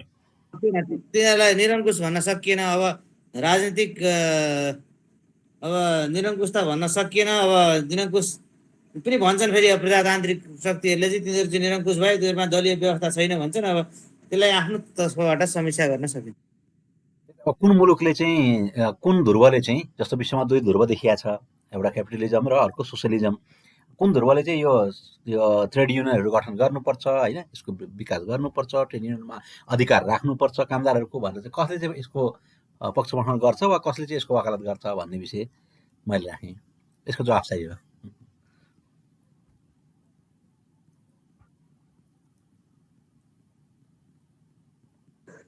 अब यसको त छोरी मैले भन्छु है, यसमा मलाई चाहिँ के लाग्छ भने अब यो श्रमको कुरालाई, मजदुरहरूको हक हितका विषयलाई, ट्रेड युनियनका विषयलाई चाहिँ औद्योगिक क्रान्तिको सुरुवात भएको तर बिस्तारै मुलुकहरूमा चाहिँ अब यो प्रत्येक देशले चाहिँ कानुनी रूपमा संवैधानिक रूपमा यसलाई एड्रेस गरे तापनि अब मजदुरहरू एक हुने, मजदुरहरूको हितको कुरा गर्ने, त्यो कारण मजदुरहरूको अधिकारलाई स्थापित गर्ने भन्ने कुरा त प्रजातान्त्रिक शासन व्यवस्था भएका शक्तिहरूले नै गर्लान्। अब त्यसमा प्रजातान्त्रिक शासन व्यवस्थाका साथसाथै समाजवादी व्यवस्था अङ्गाल गरेका मुलुकहरूले पनि मजदुरहरूको हक हितको विषयलाई त फेरि पछाडि छोड्ने कुरै भएन। उनीहरूलाई पनि समाजवादी उनीहरूले राजनीतिक अर्थव्यवस्था नै समाजवादी अवलम्बन गरेका छन् भने मजदुरहरूलाई पछाडि छाडेर अनि समाजवादी अर्थव्यवस्थाका उद्देश्यहरू त प्राप्त हुनै सक्दैनन्। त्यस कारणले मजदुरहरूको हक हितको व्यवस्था पनि समाजवादी अर्थव्यवस्थाका मुलुकहरूले अँगालेको कुरासँग जोडिएर आउँछ। सन्तोषजीले राख्नुभएको कुरासँग त्यो त्यहाँ छ। अर्को कुरा प्रजातान्त्रिक शासन व्यवस्था अँगालेका शक्ति मुलुकहरूले त झन् सबैलाई डेमोक्रेटिक एउटा राइट दिएर चाहिँ प्रजातान्त्रिक अधिकारहरू दिएर सबैका हक हितका विषयहरूलाई चाहिँ सम्बोधन गर्दै लानुपर्ने नीति र संविधान र नीति कानुनहरूले नै सम्बोधन गर्नुपर्ने भएको हुनाले त्यसले पनि छोड्ने कुरा भएन, त्यहाँ पनि बलियो हुनेको। अब यहाँ तीनटा कुराहरू आउने भयो, एउटा प्रजातान्त्रिक शासन व्यवस्था भएका, एउटा समाजवादी शासन व्यवस्था भएका, अब अर्को चाहिँ प्रजातान्त्रिक पनि नभएका समाजवादी पनि नभएका अब निरङ्कुश राजतन्त्रात्मक जस्ता व्यवस्था भएका।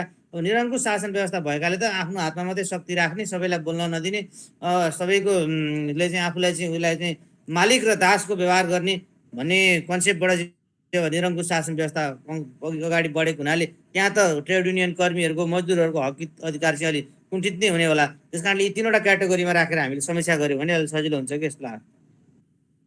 हो, जस्तो मजदुरहरूको एकदम मजदुरहरू पीडा पर्ने होइन, मजदुरहरूलाई बढी दबाब दिने भनेको त अब त्यो पुँजीवादी क्यापिटलिजम उसमै हुन्छ नि त होइन बढी, किनकि त्यहाँ मजदुरहरू हुन्छन्, मजदुरहरूलाई अलिक बढी पेल्ने, मजदुरहरू पीडा पर्ने, त्यो भएर उनीहरूले नै युनियन गठन गर्ने हो। त्यो भएर बढी चाहिँ अब त्यो चाहिँ अमेरिकातिरबाटै अथवा क्यापिटलिजम कन्ट्रीबाटै यो ट्रेड युनियनको विकास पनि भएको हो कि भन्ने पनि लाग्छ। सर मैले यहाँ अलिकति कुरा सरहरूलाई मैले पढेर सुनाउँछु है त। यहाँ अलिकति यहाँ मैले भेटेको छु।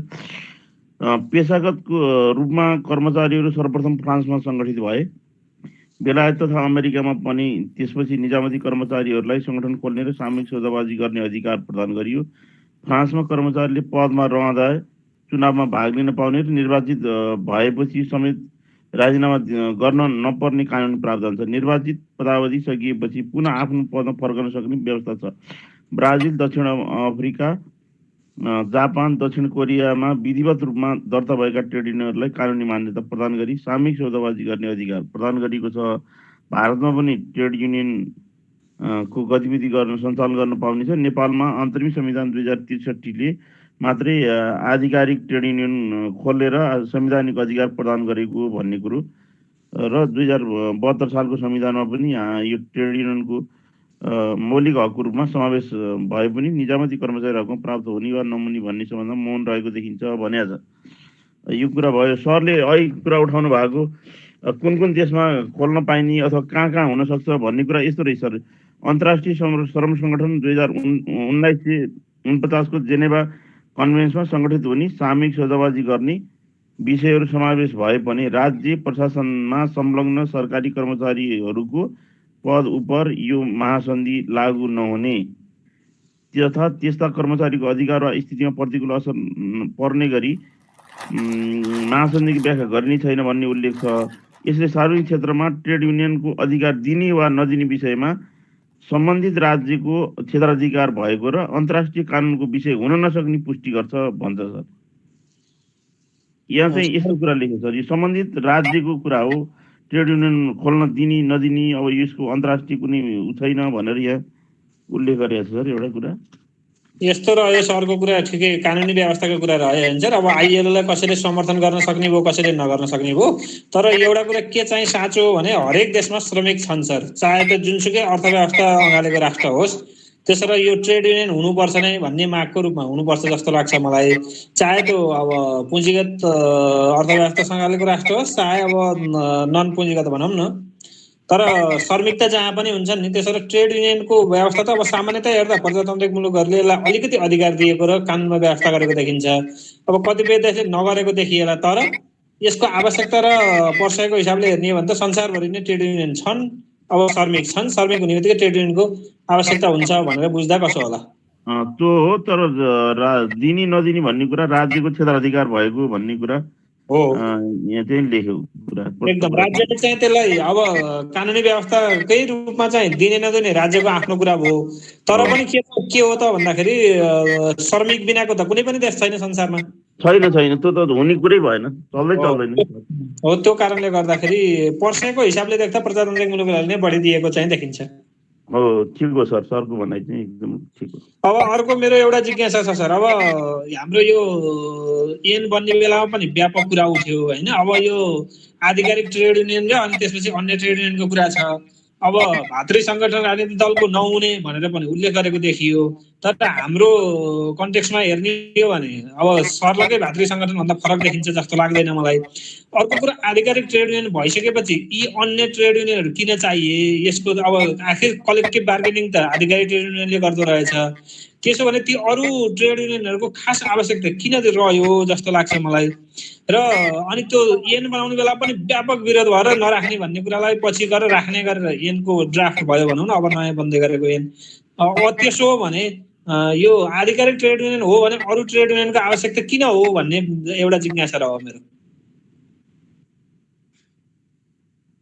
यसमा चाहिँ जब त्यो राजनीतिक पार्टीका भातृ सङ्गठनको रूपमा मैले सरले भनेको भातृ सङ्गठनको रूपमा यिनीहरूले कार्य गर्दै गए। राजनीतिक दललाई पनि त्यो सङ्गठन चाहियो अनि उनीहरूलाई पनि राजनीतिक दल चाहियो। त्यो उनीहरूको बिचमा आपसी समझदारी नै हो सर। यो कानुन बनाउनु जस्तो लाग्छ सर मलाई चाहिँ। यो जरुरी त होइन। हजुरले आधिकारिक भएपछि राष्ट्रिय स्वरूप किन चाहियो र अनावश्यक हो?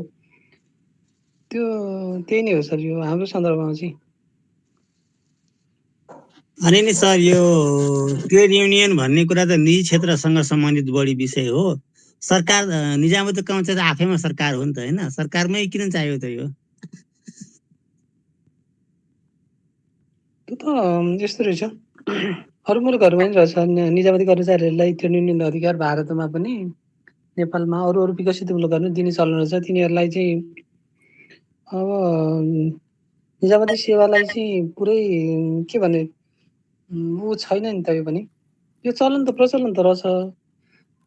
त्यो ट्रेड युनियन नै हो भने यो पनि एकचोटि उसको चाहिँ इस्यु चाहिँ आएको थियो। एकचोटि सरले भनेको कुरा चाहिँ इस्यु चाहिँ आज किन दिने भनेर चाहिँ भनेको चाहिँ थियो, छलफलमा आएको थियो। पहिल्यै अरू सरहरूले भन्नुहुन्छ, किशन सर, सन्तोष सर, अरू सरहरूले ल लालभाइ सरले पनि भन्नुहुन्छ होला यो।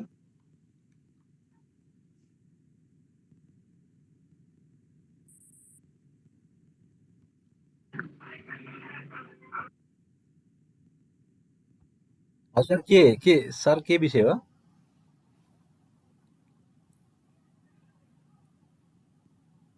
निजामती कर्मचारी आफैमा सरकार हो नि होइन, स्थायी सरकार हो, सरकारै भनौँ न। अब यिनीहरूमा किन चाहियो युनियन भन्न खोजेँ मैले।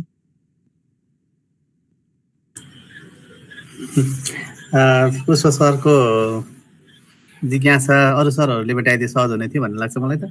हुनुहुन्छ नि सरहरू? होइन भने म जवाफ दिन्छु। हुनुहुन्छ? होइन सर, मैले एउटा कुरा थपेँ है यसमा, किन सरले थप्नु होला। अब हामी अब नेपालमा विभिन्न राजनीतिक दलहरू छन्, त्यसमा कुनै न कुनै रूपमा हामी संलग्न छौँ। अब निजामती कर्मचारी भए पनि कर्मचारी भएर त्यो राजनीतिक दलप्रति आस्था नराख्ने अथवा प्रजातान्त्रिक कुराहरूप्रति आस्था नराख्ने कुरा भएन। त्यसभित्र गएपछि चटक्कै रूपमा अब सबै कुरा छोडिन्छ भन्ने पनि भएन। अब राष्ट्रिय स्तरको युनियन गठन हुँदा अथवा युनियन गठन गर्दा पनि प्रतिनिधित्व गर्नको लागि कुन तर्फबाट आएको भन्ने खालको एउटा चिनारीका लागि पनि त्यो चाहिँ रहिरहेको होला भन्ने लाग्छ मलाई। बाबुराम सरको कुरालाई समर्थन जनाउँदै कुरा के हो भन्नुहुन्छ भने निजामतीहरूमा पनि आधिकारिक ट्रेड युनियन चाहिन्छ, सङ्गठन चाहिन्छ भन्ने सवाललाई एउटा वैधानिकता प्रदान गर्नलाई ट्रेड युनियन र आधिकारिक ट्रेड युनियनको कुरा गर्यो। अर्को संविधान त गर्यो। अर्को कुरा चाहिँ कर्मचारीभित्र विभेद अनि तपाईँको हरेक खालका चाहिँ दमन उत्पीडन, यसलाई चाहिँ न्यूनीकरण र प्रतिनिधित्व गर्नको लागि नै यसको चाहिँ यो गठन गरिएको हो। सरले भनेको चाहिँ राज्यबाट वेतनभोगीहरू पनि आधिकारिक ट्रेड युनियन अथवा ट्रेड युनियन सङ्गठनको नाममा चाहिँ राजनीतिक छाता बने भन्ने सन्दर्भको कुरा जोड्नुभयो। इभन उपत्यकाभित्र मात्र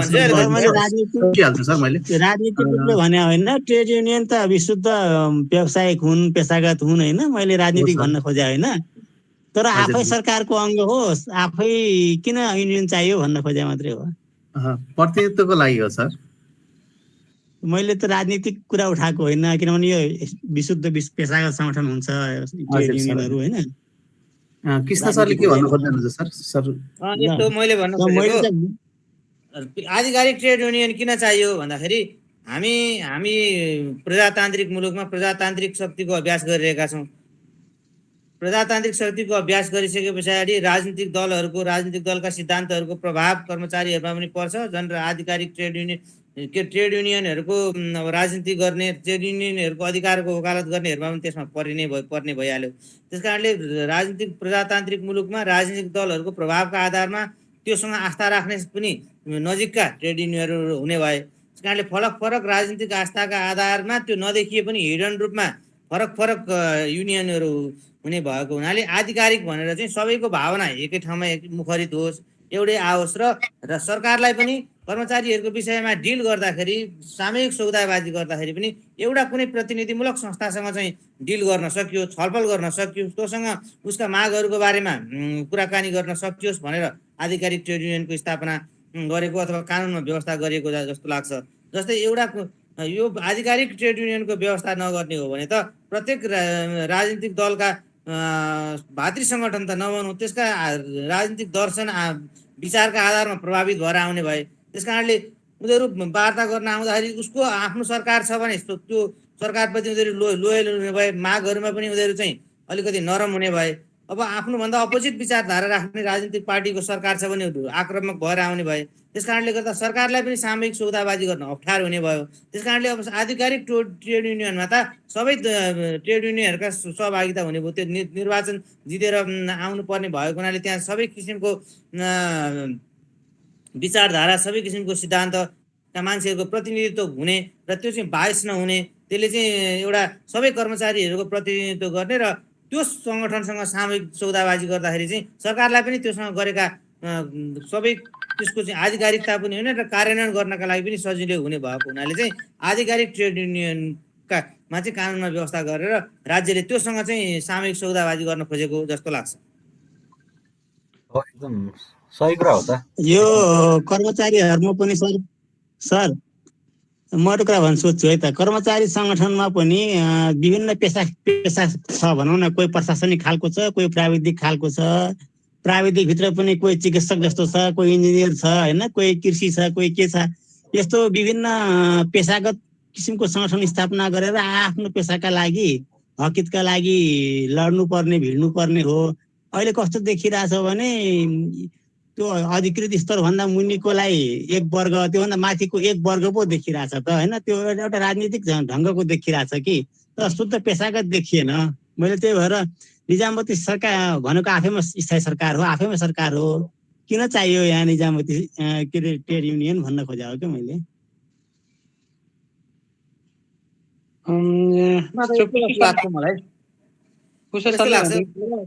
सरकार अलिकति मैले भनौँ सरकार सञ्चालन सरकारै हो नि,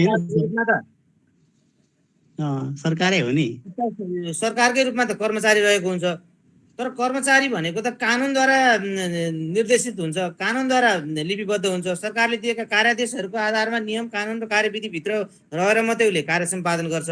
तर अब कर्मचारीको माग, कर्मचारीका मुद्दा मामला, कर्मचारीका हकितका कुराहरू त समयक्रम अनुसार कानुन र नीति नियममा लिपिबद्ध गरेका हुँदैनन्। त्यस कारणले नयाँ कुराको माग गर्नुपर्छ, नयाँ कानुनको राज्यसँग माग गर्नुपर्छ र समय सन्दर्भ अनुसार कर्मचारीका हित र अधिकारका विषयहरू पनि परिमार्जित हुँदै जान्छन्, परिवर्तन हुँदै जान्छन्। त्यो कुरालाई उठान गर्नुपर्छ भनेर चाहिँ ल्याइएको हो नि त। त्यस कारणले स्थायी संरचना हुँदाहुँदै पनि कर्मचारी नीति नियम कार्यविधिहरूको परिधिभित्र बाँधिएको हुन्छ। त्यस कारणले उसले सबै कुरा चाहिँ गर्न सक्दैन।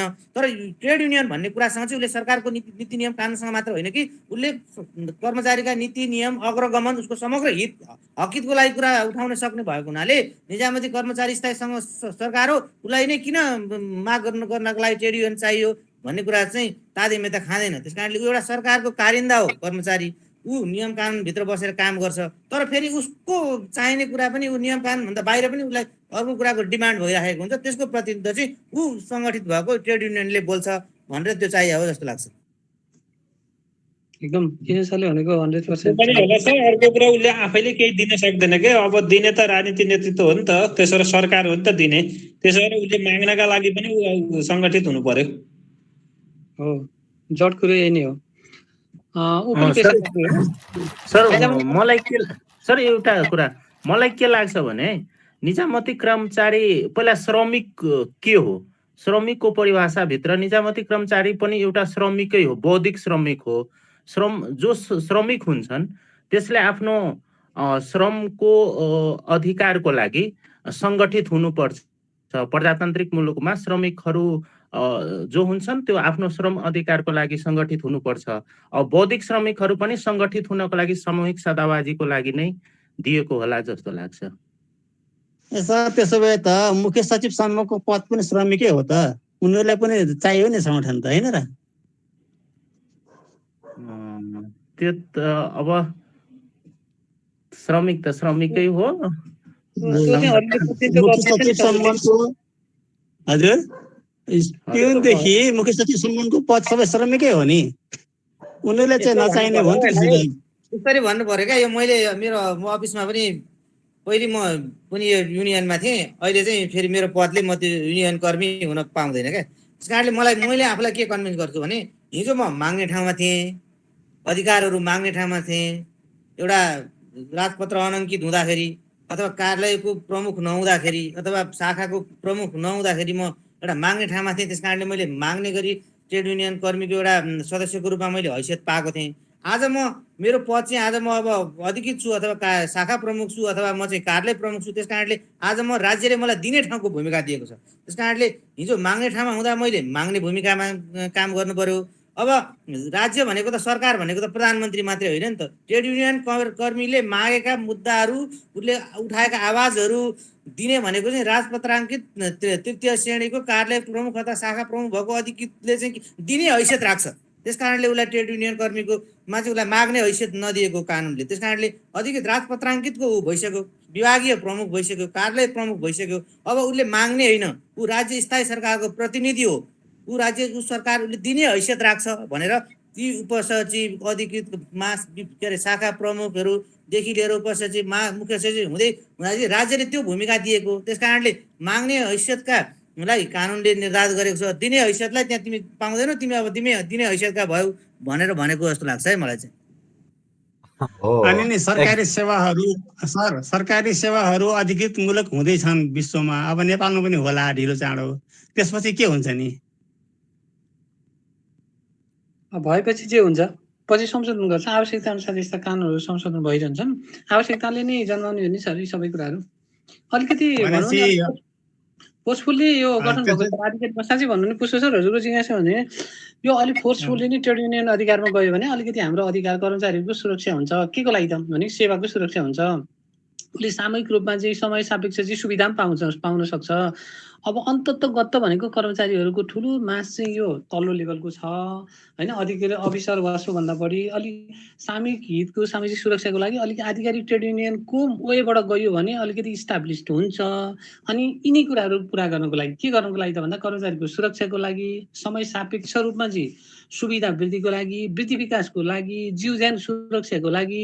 अब हामीले भोगेकै देखेकै छौँ नि त, कर्मचारी लगेर ड्राइभरहरूले लगेर चाहिँ के अरे आगे भरेको गाडी नचलाइदिएपछि सिंहदरबारमा गाडीहरूको लाइन लागिदिइसकेपछि तलब बढाएन, वृद्धि विकास के अरे तलबमा बढोत्तरी भएन भनेपछि भोलिपल्टको दिन फेरि तलब बढेको उदाहरणहरू पनि छन् नि त।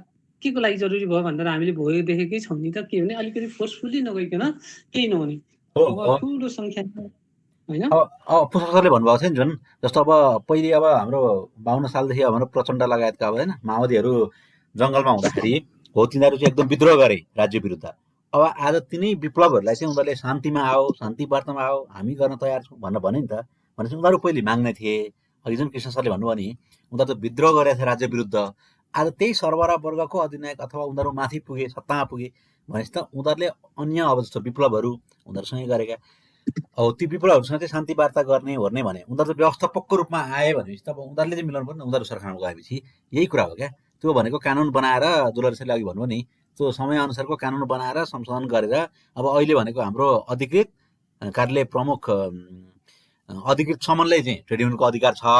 यदि कार्यालय प्रमुख अधिकृत हो भने उसलाई पनि छैन भनेछ। किन भन त त्यो भनेपछि यदि अधिकृत नै कार्यालय प्रमुख भन्दा कार्यालय प्रमुखको जिम्मामा त हुन्छ सबै कुरा होइन। साना साना कार्यालयमा त कार्यालय प्रमुखकै जिम्मामा हुन्छ भनेपछि ऊ त अधिकृत हो भनेपछि त्यहाँसम्म छैन भन्ने क्राइटेरिया राख्यो। यो क्राइटेरियालाई त भोलि हामीले चेन्ज गर्न सकिन्छ नि त। अब अहिले हजुरले भन्नुभयो पुष्प सरले सबै अफिसरमूलक बनायो। अब त्यो खरदार नासु कोही पनि राखेन होइन, राजपत्र अनङ्कितका कोही पनि राखेन, सबै करारबाट काम गरायो, अफिसर मुखी नै बनायो भनेपछि त अब त्यहाँ चाहिँ को त अब पीडामा पर्ने त्यो पनि छुट्याइन्छ। त्यहाँ पनि व्यवस्थापक र कामदार त अनिवार्य हुन्छ क्या। अफिसर उपसचिव र सहसचिव र सचिवको मात्रै पद भए पनि त्यहाँ चाहिँ कामदार को हो र व्यवस्थापक को हो भन्दा छुटिहाल्छ नि। त्यही छुट्टेको आधारमा चाहिँ त्यही अनुसारको कानुन बनाइन्छ, क्राइटेरिया बनाइन्छ। ल यति भने ल राम्रो कुरो उठाउनु अब सरसँग एउटा मैले जिज्ञासा राखेँ। अब हामी टोटल निजामती कर्मचारी कति हो सर ठ्याक्कै? एक भन्नु न अहिले 1 लाख निजामती मात्र विषय त 1 लाख सरी भन्दा बाहेक पुग्दैन लगभग भनौँ न। यो त सामान्य प्रकारको मन्त्रालयको सचिवले नि भन्न सक्दैन अहिले। होइन मोटामोटी अन्दाजी देशको कर्मचारीको त ठ्याक्कै सङ्ख्या थाहा हुनुपर्ने नि त, कसैलाई थाहा छैन के गर्नु। त्यस्तो छ सर, समायोजन हुनुभन्दा अगाडि 70,000 हो होइन।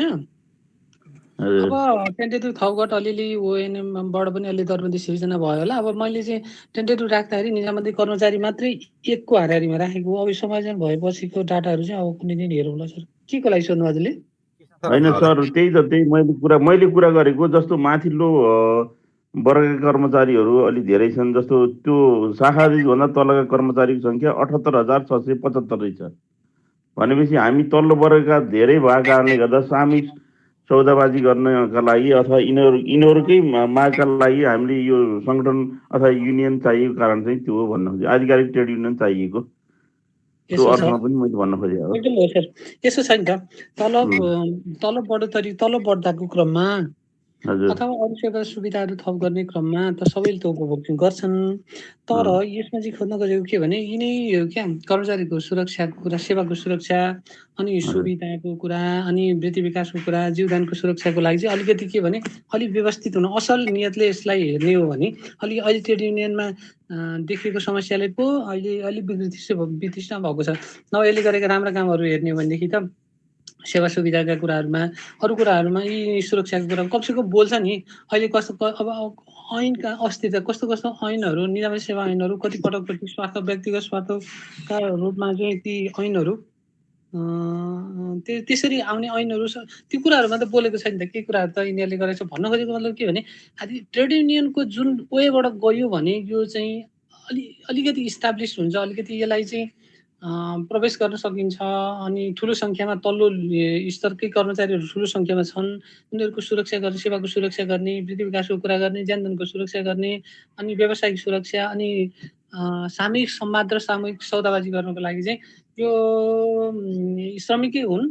बौद्धिक अघि हजुरले कसले भन्नुभएको थियो बौद्धिक श्रमिकै हुन् कर्मचारीहरू पनि भनेर यो क्रमशः यो इतिहास माग गर्ने कति गरेपछि बल्ल चाहिँ यो दोस्रो संशोधनबाट निजामती सेवा ऐनको दोस्रो संशोधनबाट त्यो जुन 55 देखि बल्ल अलिअलि भएर अनि 64 मा आएर अलि यो ट्रेड युनियनको अधिकारको कुराहरू गरेको छ भनेपछि यो अब यसरी सम्झौँ त। अहिले हजुरको जिज्ञासा निजामती सेवा पनि निजामती कर्मचारीहरू बौद्धिक श्रमिकहरू यो ठुलो सङ्ख्यामा तल्लो पदकै कर्मचारीहरू रहेका हुन्छन्। उनीहरूको सेवाको सुरक्षाको लागि, सुविधाको समय सापेक्ष सुविधाको लागि, वृद्धि विकासको लागि, उनीहरूको जनधन र सुरक्षाको लागि चाहिँ कोसँग त भन्दा त्यो व्यवस्थापकसँग जसले दिने हो, अघि भनेपछि जसले दिने हो उनीहरूसँग चाहिँ के गर्ने त सामाजिक संवाद गर्ने, सामूहिक सौदाबाजी गर्नको लागि नै ट्रेड युनियनको स्थापना भएको हो भनौँ।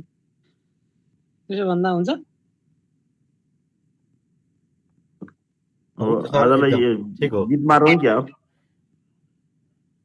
अब आधिकारिकका दुईटा मात्रै कुरा छ नि। आधिकारिक हामीले दुईटा, अब आधिकारिकलाई सकौँ है त। आधिकारिकले भोलि पनि हुन्छ एउटा नसकिकन बिचमा छोड्दैन। एउटा त्यो सामूहिक समाज र सामूहिक सौदाबाजी गर्ने नेपाल सरकार र रचनात्मक सुझाव दिनको लागि यो आधिकारिक ट्रेड युनियनको काम छ। अर्को भनेको आधिकारिक ट्रेड युनियनमा संलग्न निजामती कर्मचारीको राष्ट्रिय स्तरको ट्रेड युनियन तथा अन्य ट्रेड युनियन बिचको समन्वयको कुराहरू पनि भन्यो। त्यस पछाडि कर्मचारीले आफ्नो अधिकार र कर्तव्यप्रति सचेत गराउने कर्मचारीहरूलाई पनि त उनीहरूलाई पनि त उनीहरूको अधिकार खोज्ने मात्रै होइन नि, त्यो कर्तव्यप्रति पनि सचेत गराउने हो नि। उनीहरूको लागि चाहिँ प्रशिक्षण पनि दिने हो। तिमीहरूले अधिकार मात्रै खोज्दै नहो है, तिमीले आफ्नो कर्तव्य पनि पुरा गर भनेर उनीहरूलाई प्रशिक्षण दिन पनि यो अधिकारी ट्रेड युनियनको काम कर्तव्य हो। त्यस पछाडि कर्मचारीको कार्यस्थल तथा कार्यप्रणालीको सम्बन्धमा खोज, अनुसन्धान एवं न्यायोचित कामको वातावरण सिर्जना गर्नको लागि यी यस्तै कामको लागि अधिकारी ट्रेड युनियनको काम कर्तव्य अधिकार भनेको छ। यति भन्दै अब 10 मैले एउटा सोधेँ, अब हाम्रो न्यायतिरको सर म्याडमहरूले खोइ केही राख्नु भएन, उहाँहरूको त्यो बार एसोसिएसन भन्छ होइन, उहाँ त झन् बढी न्यायमा जति बढी राजनीति छ जस्तो लाग्छ मलाई। त्यो राजनीतिको बारेमा पनि यसो स्पष्ट पार्नुहुन्छ कि? एउटा बार एसोसिएसन पनि भन्छ, अर्को काउन्सिल भनेको त सरकारकै होला, त्यो त अब पेशागत होइन होला काउन्सिल।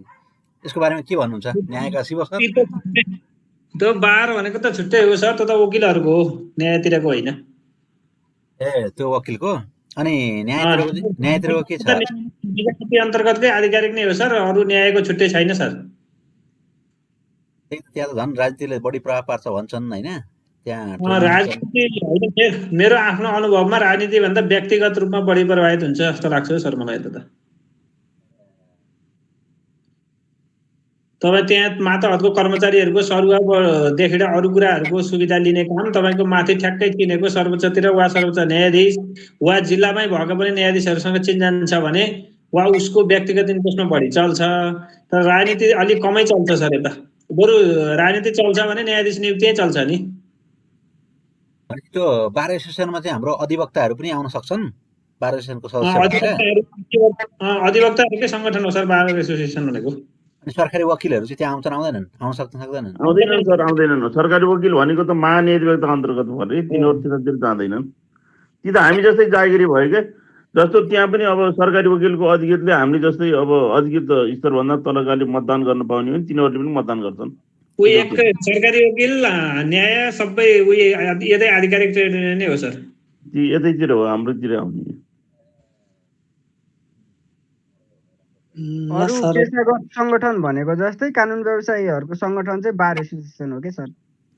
त्यसरी बुझ्नु पर्यो। त्यो छुट्टै प्राइभेट भन्नाले अधिवक्ताहरूको प्राइभेट वकिलहरूको सङ्गठन भन्नु न, त्यसरी बुझे पनि भयो। बारको चुनावमा नि सर, बारको चुनावमा पनि त प्रजातान्त्रिक के भन्ने प्यानल उठेर हुन्छ नि होइन? त्यही त सर, त्यो भनेको प्राइभेट वकिलहरूको सङ्गठन हो सर, त्यो निजामतीसँग सम्बन्धितै छैन सर। त्यो उसको केही प्रभाव हुँदैन? सर्वोच्च अदालतमा पनि उसको केही प्रभाव हुँदैन? त्यहाँको हकितको लागि पनि केही प्रभाव हुँदैन? उनीहरूले आफ्नो बरु नियुक्तिदेखि लिएर गएर आफ्ना कुराहरू त राख्छन् सर उनीहरूले, तर यता कर्मचारीसँग उनीहरूको कुनै त भूमिका हुँदैन सर। भनेपछि न्यायाधीशको नियुक्तिमा मात्रै उनीहरूले भूमिका राख्न सके एकदम। अनि मुद्दा मामिलाहरूमा केही यताउति कुरा नि उनीहरूको आफ्नो इन्ट्रेस्ट आफ्नो पक्षको इन्ट्रेस्टमा गर्छन् सर, तर कर्मचारीहरूको हकमा हुँदैन त्यो काम केही। दुविधा नै थियो यो विषय। ल सर, ल सर, अब भोलि चाहिँ आजलाई सुतौँ। भोलि चाहिँ अलिक इन्ट्रेस्टिङ छ। भोलि चाहिँ आज अल्छी लाग्दै थियो। भोलि चाहिँ अब हाम्रा समस्या के छन्, के कस्तो भूमिका कसले निर्वाह गरेका छन्, राज्यले सरकारले के गर्छ, राजनीतिले के गर्छ, व्यवस्थापकले के गर्छ, कर्मचारीको कस्ता कमी कमजोरी, राम्रा पक्ष, अनि एउटा केस पनि छ, त्यसमा छलफल गर्नेछौँ भन्दै सर म्यामहरूले चाहिँ लामो समयसम्म बसेर धैर्यतापूर्वक यसलाई छलफलमा सहभागी हुनुभयो। सबैलाई धन्यवाद अनि शुभरात्रि। तपाईलाई पनि एकदम धन्यवाद छ है सर। अब शुभरात्रि। भोलि फेरि भेटेर ओ ह्याप्पी दाजु। हजुर हजुर। यो हाम्रो यो ग्रुपमा नयाँ एड हुनुभएको साथीहरूलाई छ नि, यो ग्रुपमा देखाएन रे होइन। यो हाम्रो यो भर्खर अहिले हजुरले केशव प्रसाद देउपाने अनि रमेश गौतमहरूले गर्नुभएको थियो नि ग्रुपमा। सन्तोष सर, मलाई पनि जोडिएन त भनेर आइरहेको छ, मेसेज आइरहेको छ है सर।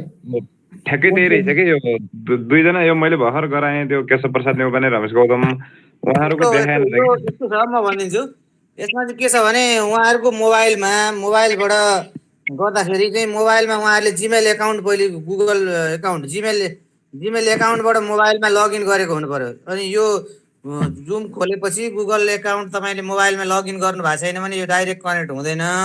कतिपय साथीहरूले चाहिँ मोबाइलमा चाहिँ गुगल एकाउन्ट नखोलिकन डाइरेक्ट मोबाइल चलाइरहेको हुनुहुन्छ। यो चाहिँ जुममा जस्तो हुँदैन, यो गुगलमा चाहिँ गुगल एकाउन्ट अनिवार्य चाहिन्छ, त्यो भएर पनि नभएको होला।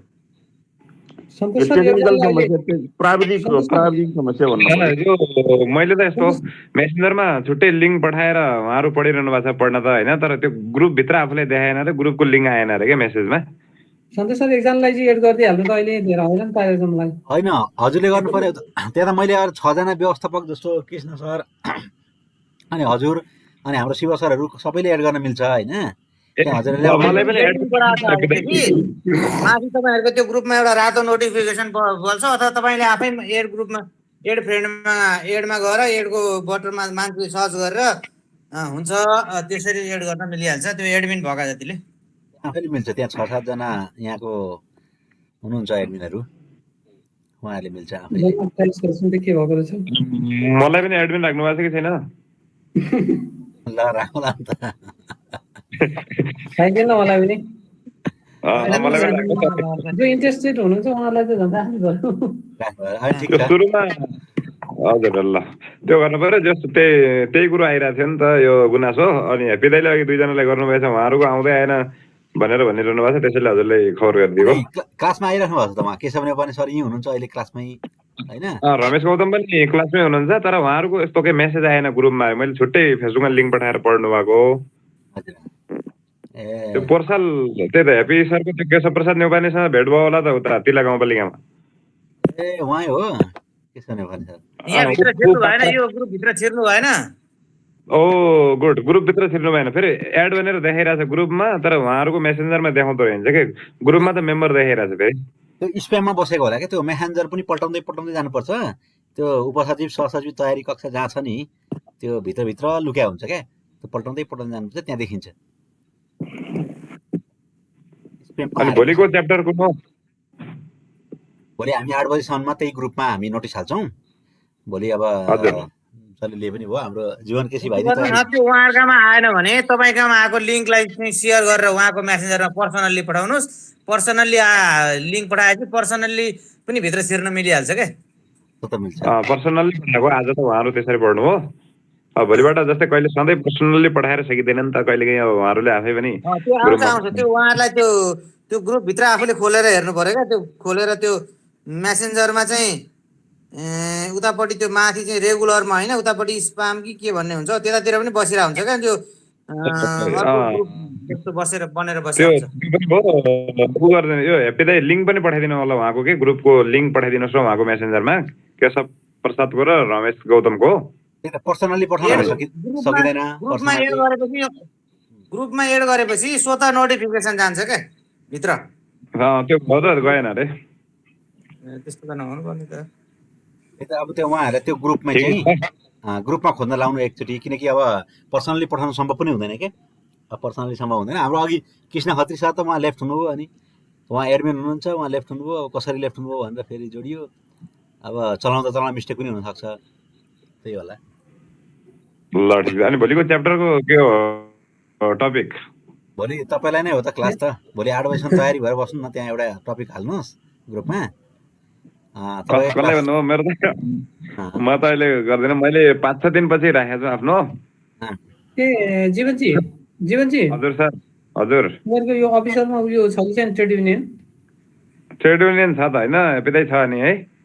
छ नि, भइहाल्छ नि, सबैको मिल्छ नि। होइन मैले भनेको ऊ छ कि छैन क्या, सिलेबसमा छ कि छैन? सिलेबसमा छ होइन, त्यसो ठिकै छ। अब यसो भोलि चाहिँ अलि यसका फाइदा बेफाइदा राम्रा नराम्रा पक्षहरूमा भोलि यसलाई नै टुङ्ग्याउँला। एउटा केस पनि छ, कन्टिन्यू गरेर। अब पर्सि तपाईँको राख्दा पनि हुन्छ। ल पर्सि छ कि तयारी? 5-6 दिन पछाडि छ अरे भन्नु हो। ठिकै छ। अरू जसको भए पनि भोलि 8 बजीसम्म यसो राख्नु न एउटा च्याप्टर, अथवा भोलि त हाम्रो यही कन्टिन्यू छ होइन। राख्नु भयो भने तपाईँ जति छिटो राख्नु चाहिँ त्यसमा कन्टिन्यूमा पर्छ। अर्को दिनलाई तपाईँको जहिले पहिले राखेको हुन्छ उसले उसको चाहिँ चान्स आउँछ क्या। हो, यो त एउटा प्लेटफर्म हो क्या। यहाँ सबैले हामीले छलफल गर्ने, प्रेजेन्ट गर्ने, अझ अब भिडियो देखाएरै प्रेजेन्ट गर्ने भन्ने बनाइरहेको छौँ होइन। त्यो भएपछि आफ्नो हावा पनि देखिन्छ।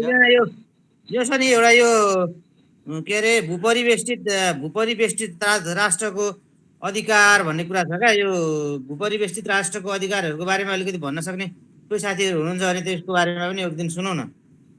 त्यो त आफैले बनाउने हो त, मै बनाउला नि त, अहिले भनिहाल्नु भयो होइन। त्यो भूपरिवेष्टित राष्ट्रहरूको अधिकार के छ होइन, त्यसका कन्भेन्सनहरू धेरै छन् अहिले। त्यसका बारेमा यसो स्लाइड बनाउने हो अनि प्रेजेन्ट गर्ने हो क्या, सबै आफैले गर्ने हो नि त। दिउँसो एकछिन 1 घन्टा दुःख गरौँ भने टक्क प्रेजेन्ट गर्ने त हो, छलफल त भइहाल्छ। ठिक छ, हुन्छ। अरू कसैले भएन भने हामी छँदैछौँ। त्यो त खाली चाहिँ रहँदैन, खालि रहँदैन। तर कसैको सबैको सहभागिता भने रमाइलो हुन्छ, राम्रो हुन्छ। ल हस्, अब ढिलो पनि भइसक्यो होला होइन। भोलि हामी 8 बजे जोड्यौँ। 8 बजेदेखि 10 बजीसम्मको हाम्रो निरन्तर हुन्छ सधैँभरि। 10 बजे भनेको 10:15 पनि हुन सक्ला होइन, तर 10 बजीसम्म चाहिँ कन्टिन्यू नै हो हाम्रो। ल हस्, सबैलाई यति भन्दै शुभरात्रि। अब सन्तोष सर एकछिन है, यो एडमिट गर्न नि। हजुर विश्वास भन्ने एकजना मान्छे छन्, विश्वास हजुरले गर्न मिल्छ, त्यहाँ एडमिन नै हजुरै हुनुहुन्छ अनि त्यही ग्रुपमा। विश्वास निरौला यहाँ देखाउनु। म पहिले गएर त्यो खोल्नु पर्यो होइन, मैले पहिले चाहिँ गएर मेसेन्जर खोल्यो अनि माथिको त्यो एउटा आई छ नि, आईमा थिच्नु सर होइन, थिचेर एडमा जाने नि। आइडमा थिचेर त्यो एडको बटनमा थाने अनि मान्छे सर्च गर्ने, त्यसलाई हाल्ने सेट अनि अरूले आएको चाहिँ रिकमेन्ड गरेको अरू यहाँ ग्रुप एडमिन बाहेकले आएको चाहिँ माथि नोटिफिकेसन आउँछ। अब जसले चिनाएको छ त्यसले गर्ने, एडमिन मध्ये जसले चिनाएको छ त्यसले एप्रुभ गरिदिने भइहाल्छ। 6-7 जना अहिले एडमिन छौँ, जसले चिनाएको छ उसले गर्दा भइहाल्यो। अनि मैले त अझ सजिलो होस् भनेर एउटा पेज पनि बनाइदिएको छु, त्यही पेजमा पनि आइरहेको हुन्छ। त्यो पेजमा लाइक गरेको छ भने सोझै आउँछ, मेसेन्जर ग्रुप पनि जानु परेन।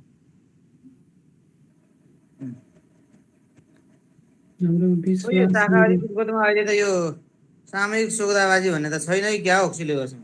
छैन नि, त्यो अघि दुलारी सरले सोध्नु हो जीवन केसी भाइले। अब मिल्न त मिलिहाल्छ सबै कुरा होइन। अब श्रम उद्धारीकरणमा हाल्दा पनि मिलिगयो त, श्रम उद्धारीकरण भन्ने पढ्नुपर्छ सिलेबलमा, ट्याक्कै त्यसमा यसो यसका कुरा हाल्दा पनि मिल्यो। त ट्याक्कै यो उपसचिवमा सिलेबलमा छ क्या, ट्रेड युनियन सम्बन्धी नै उपसचिवमा छ, यहाँ अधिकृतमा चाहिँ शाखा अधिकृतमा चाहिँ ट्याक्कै रहेन छ होइन, त्यो त ट्याक्कै छैन। अब मिलाउनु त भित्रभित्र हाल्ने कुरा त सबै उस्तै हुन्, मिलिहाल्छ। सिलेबलै किन चाहियो र? काम नलाग्ने कुरा त केही हुँदैन क्या लोकसेवामा, त यो सबै यहाँ चाहिँ रहेछ यो सार्वजनिक व्यवस्थापन, निजामती सेवा, कर्मचारी तन्त्र भन्ने छ, त्यसैभित्र खाँचखुँच पार्दै गयो। त्यही त सबै तिमीभित्र हाल्ला। ल ठिक छ, एकदम राम्रो भइरहेछ क्लास त।